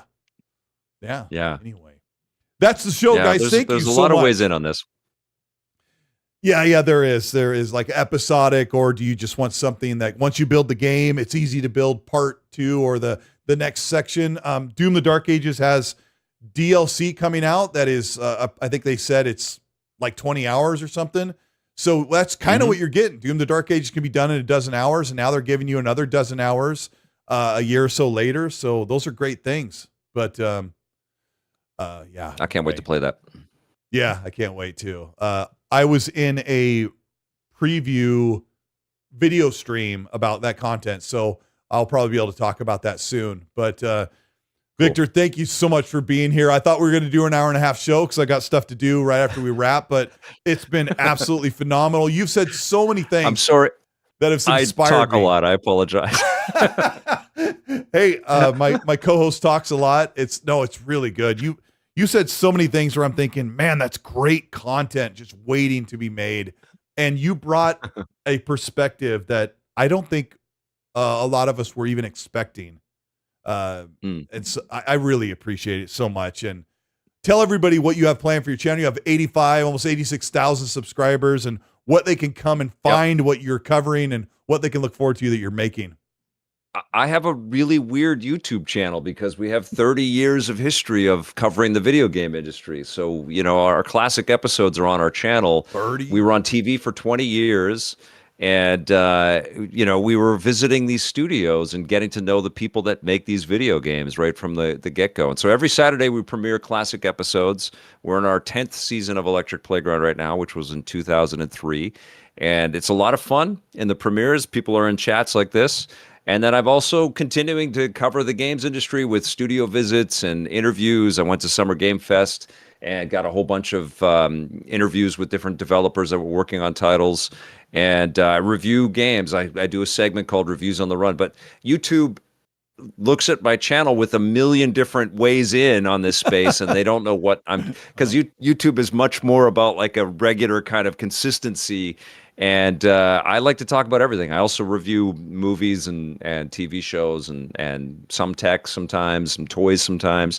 But I'm into a lot of stuff. That's what I've been doing for forever on television, and now YouTube and Twitch, and we've got a TikTok channel and everything. But youtube.com/EPNTV is where you can watch all of our stuff. And please come and subscribe. Yeah, did we get it? We got we got your socials being put in by the channel mods. They're putting Thank you. your links in there. Give a shout out to Noof Nukem in the chat. He's a fellow Canadian, loves your content, says you're a legend. Noof Nukem, you rock, my friend. Good to see you. Thanks for the love and the support, my friend. You rock. Yeah, that's amazing. Watch out on my channel tomorrow morning at 7 a.m. Pacific, 10 a.m. Eastern. I'll have a big video about Grand Theft Auto. A lot of cool stuff. I cannot wait to share it. So it's been a great show. Thank you guys all for your support. Make sure you go and follow Victor on Instagram and YouTube. And where else? Are you on TikTok as well? Yep. TikTok and at Twitch. The Electric Playground. Yeah. And Twitch. It's /EPN on Twitch. So come and find me. Yeah. And come and watch some of the cool stuff that I and many people helped to create. Yeah, I appreciate you all that you do, and thank you. I would love to have you on again in the near future. It's been really, really good. Really great time. Thank you. And this will be reciprocal, man. I'd love to have you on my podcast too. I'm catching up on features that I am having to edit, so I've had to backseat my podcast. But yeah, I'd love to have you on. You'd be a great guest. Yeah, thank you so much, guys. Everybody hit the like button on the way out. Thanks for showing your love. We will see you guys. Check this out after the fact. There will be timestamps. This show is on Spotify, Apple Podcasts, and a whole bunch of other podcast platforms that I don't even know what the names are, but they're everywhere. So you can listen to this while you're driving. Thank you guys all for your support. And Vic, thanks a lot. And go play Avowed 2 when it comes out. Maybe you'll love it even more. All right, we're out of here, guys. See ya. Take it easy. Bye-bye.